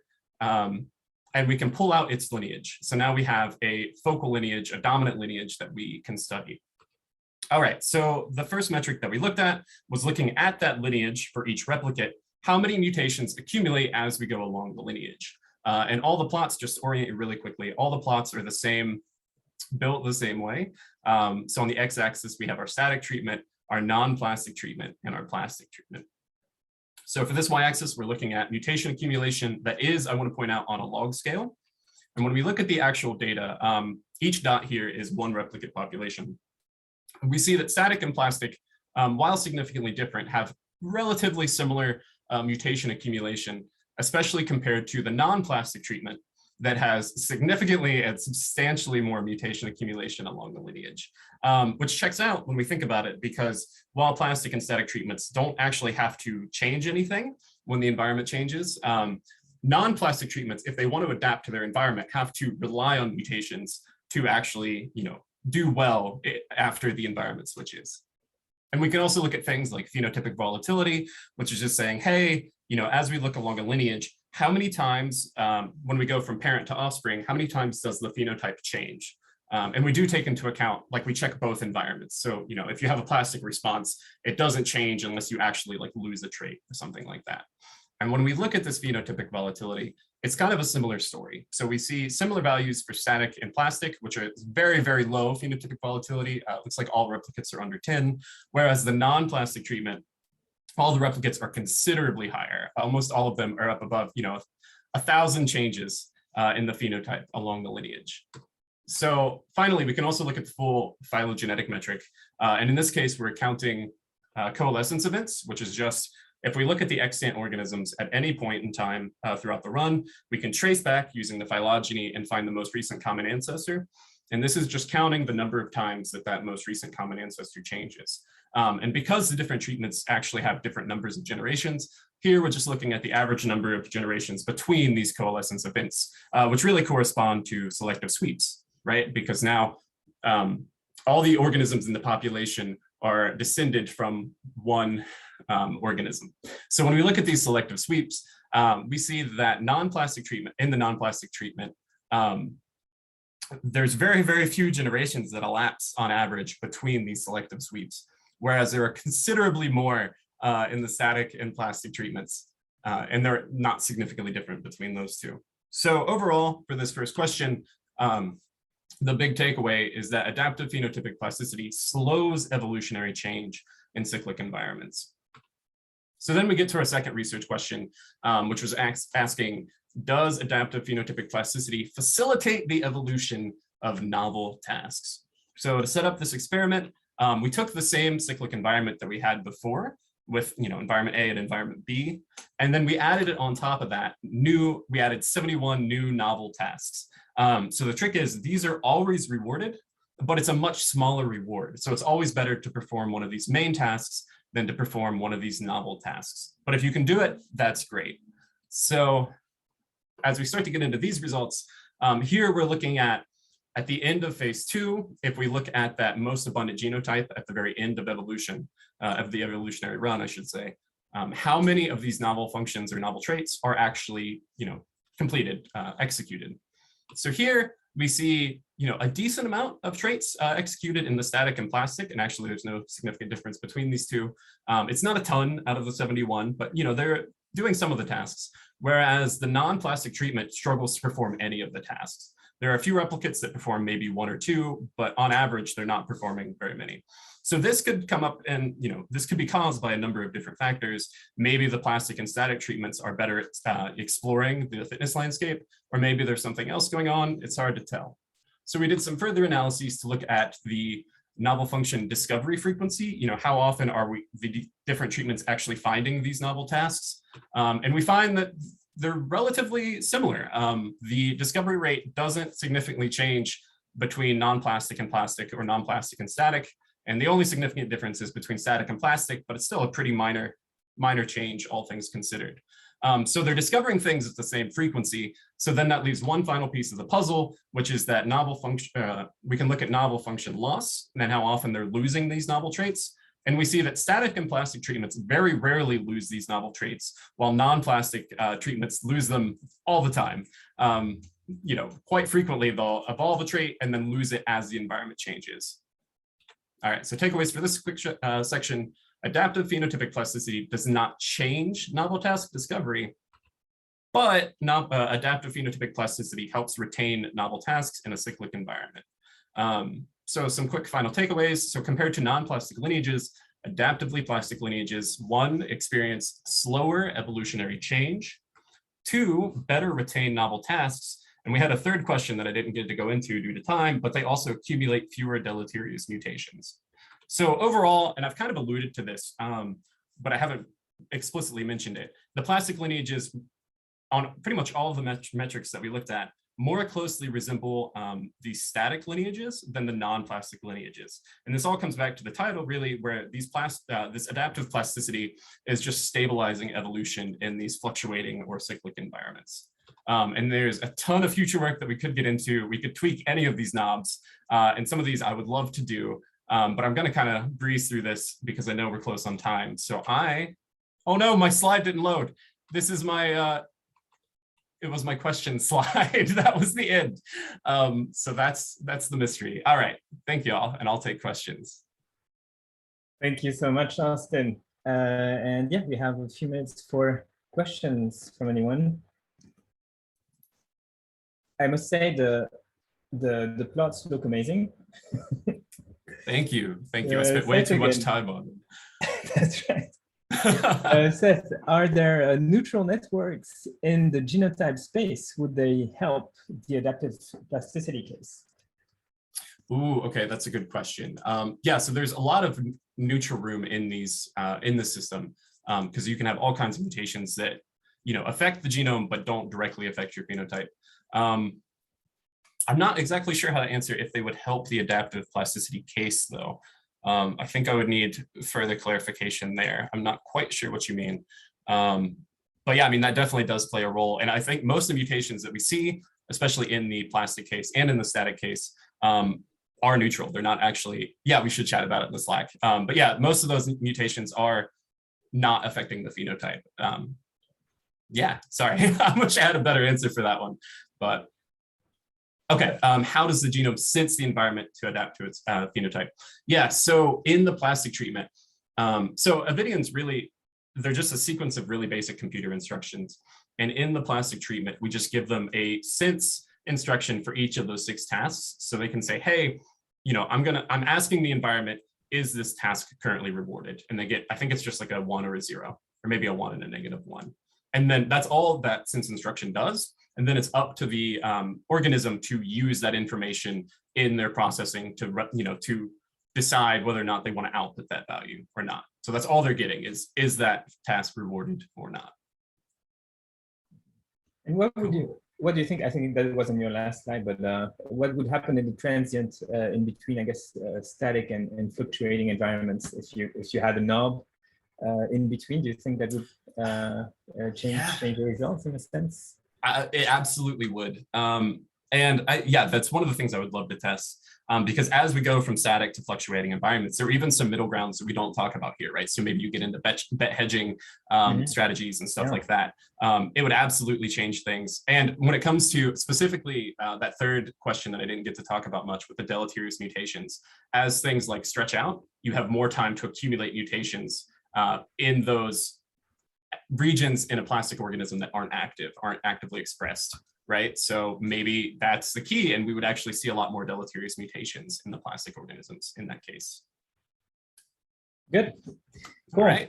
Thanks so much, Austin, and virtual cheers. And James Garner, you're next.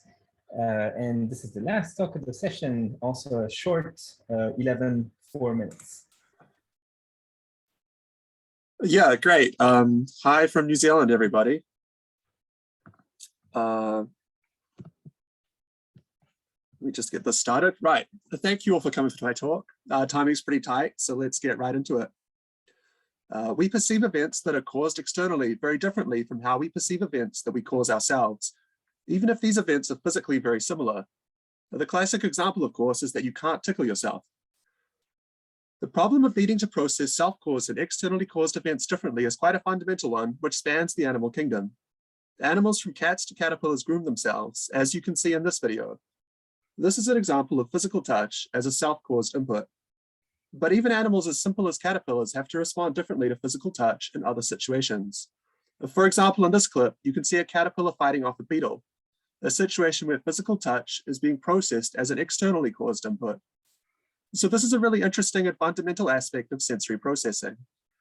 And today I'm going to tell you about one of the key differences in how we process self-caused and externally caused stimuli as it's been studied in a classic experiment in psychology, and a current theoretical explanation for how the brain does this using an internal predictive model.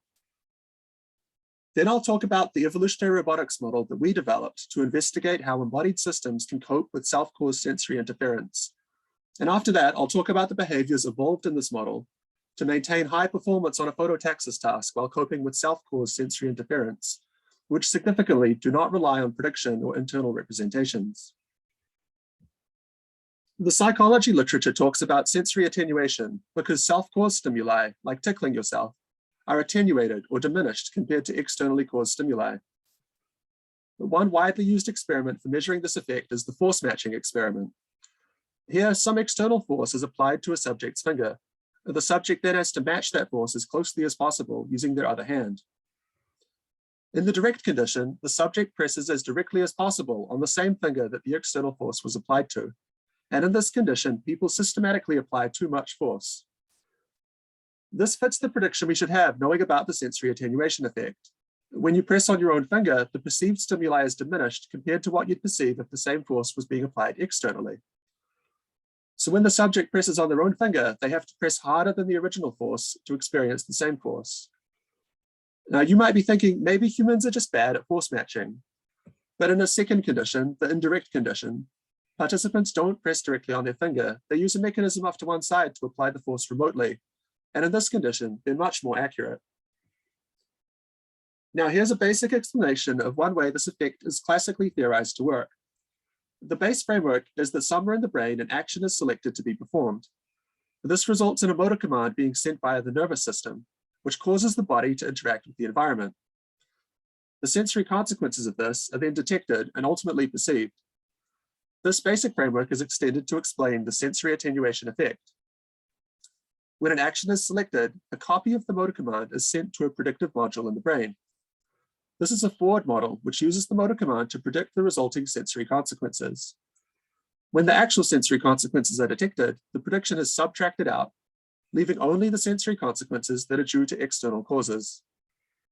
This means that if the actual sensory consequences include a predictable self-caused component, then once this is removed, the perceived sensation is attenuated compared to the actual sensory consequences. This general idea of the neural processes involved in motor activity being used to compensate for the self-caused sensory consequences of that activity is common to a number of explanations, which we don't have time to go into here, but which include the Bayesian predictive processing approach and corollary discharge theory. However, when placing so much emphasis on the role of the brain, it's easy to de-emphasize the role of embodiment, which fundamentally changes the problems the brain needs to solve. We'd like to study how embodied systems can solve problems where predictive sensory attenuation seems like the natural approach. So we made a model which captures both how embodiment structures inputs and outputs to a controller and the need for each internally and externally caused stimuli to be separated. Our model consists of three parts: the world, the body, and the controller. We'll start with the body. We simulate a simple two-wheeled robot, like the Kepler robots, if you're familiar with them. It exists in a very minimalistic world, an infinite, flat, two-dimensional plane in which there's a single static light source. The robot has two directional light sensors, and the task it must solve is to perform phototaxis. That is, it must spend as much time as possible as close to the light as possible, regardless of its initial position and facing relative to the light. The controller is a continuous time recurrent neural network, or CTRNN. Its continuous nature permits an ongoing coupling with the body and world by means of two feed-forward sensor neurons and two motor neurons with feedback, which I'll return to later. There are also 6 interneurons, which are all fully interconnected to each other. So at each time interval, the robot's light sensor activation is determined by its position and orientation relative to the light. This is passed as an input to the network, while the network's current output determines the robot's motor activation. So far, this covers how our model captures an embodiment-like structuring of inputs and outputs. And it's typically very easy to find parameters for the network that allow it to solve the phototaxis task. Here you can see the spatial trajectory plotted in arbitrary units that one particular robot takes when it begins with the light in front of it and off to the right. And pretty quickly, the system approaches the light and maintains a close distance to it. This control is very robust and succeeds in a variety of conditions. However, no prediction is necessary here because every change in the sensors is due entirely to change in the robot's proximity to the light. So this model doesn't yet capture a problem where sensory attenuation would be expected or helpful. We therefore extend it with an additional component. This component takes as input the motor activity of the robot and produces an output, which is summed with the original light sensor activation. This represents sensor activation that is caused purely by the robot's own activity and not by the environment. Keep in mind that the controller gets recurrent feedback from the motor neurons. So the same signal used to generate this interference is available to the controller so that it's possible for it to predict this interference. This is of course conditional on the controller being capable of modeling the interfering component. We use a variety of simple smooth functions to add motor-driven interference to the model. Because the controller is a CTRNN, which is a universal dynamic approximator, it should be able to model them. And because the interference is added to the normal light sensor activation, if the controller predicts the interference and subtracts it out, this would allow the original evolved phototaxis behavior to continue to function. Now, our methodology here is to evolve the original phototactic controller that you've already seen with no interference. Add an interference function to the model, which completely messes up the evolved behavior, and then run our genetic algorithm further to optimize the system's behavior in the presence of the interference. In our current work, we looked at 3 different interference functions, and I'll quickly take you through each of them in turn, cataloging the adaptations we observed and the most successful individual evolved with each one.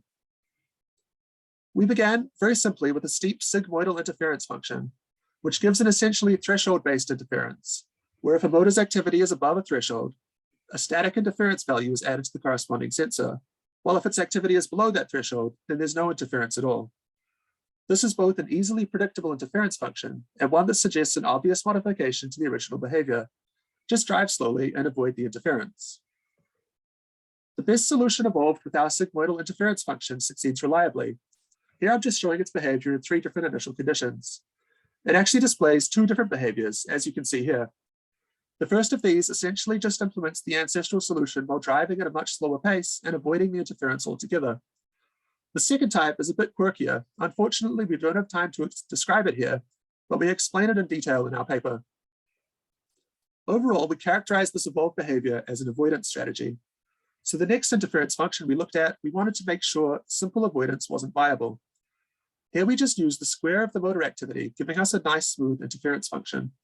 And the evolved solution again succeeds really well. Here I've plotted its right sensor activation time series below. The black line shows the environmental stimulation of the sensor, while in gray is the value the controller actually receives, the sum of motor-driven interference and the environmental stimulation. Looking at the later portion of the time series, corresponding to maintaining a close proximity to the light, we can see that the motor-driven interference, and thus the motor activity itself, is coordinated with the environmental stimulation of the right sensor. So when the motor activity is low, it doesn't really interfere with perception much. But when motor activity is high, as long as it's timed correctly like this, it actually just amplifies the environmental stimulus.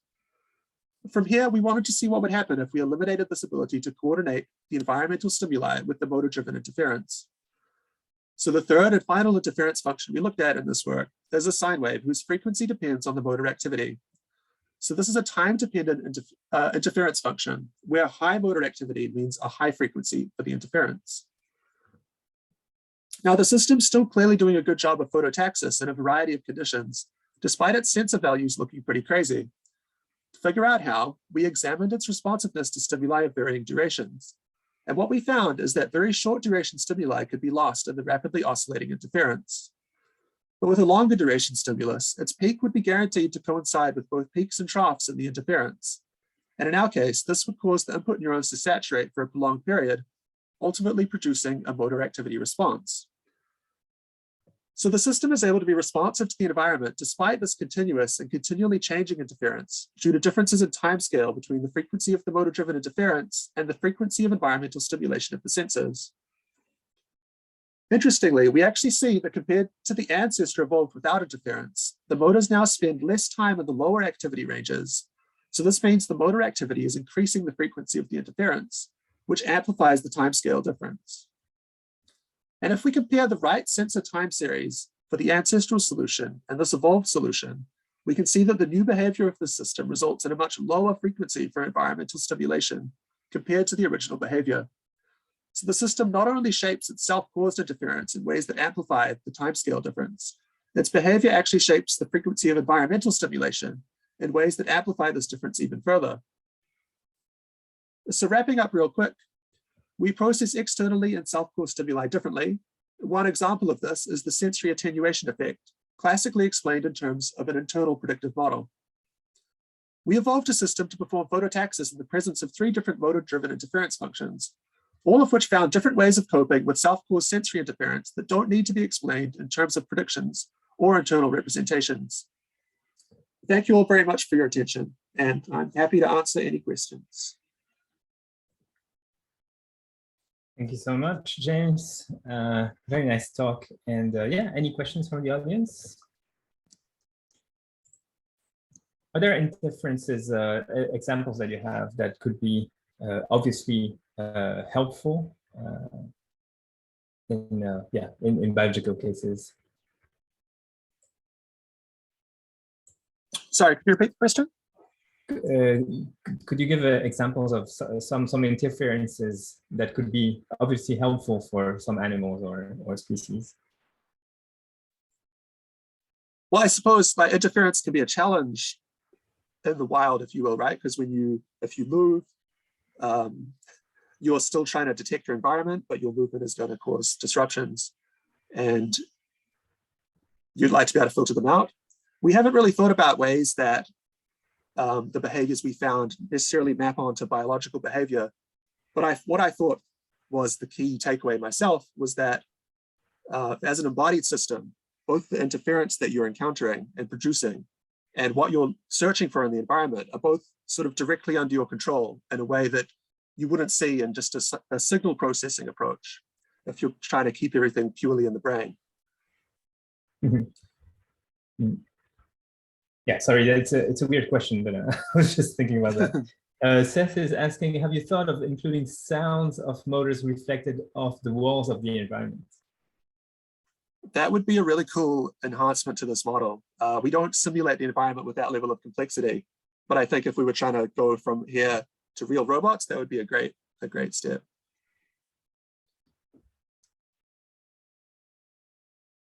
Any other question? Very quickly, do you think CTRNN designs have an impact on the results of the model? Or do you think that interferes? Or that's a reasonable? I mean, I don't know if it interferes, right? It's yeah. But it's certainly a limitation, right? A different controller might give you different behaviors. But yeah, I mean, we're pretty happy with this, right? Like it's able to solve these problems reliably in ways that we didn't necessarily expect when we set up the problem for it. Yeah, and I think we'll see your publication soon somewhere, Frontiers or somewhere, right? That's right, hopefully. But the preprint is available and there's a link to that in the proceedings. So please check that out, everybody. All right. And I guess it's lunchtime.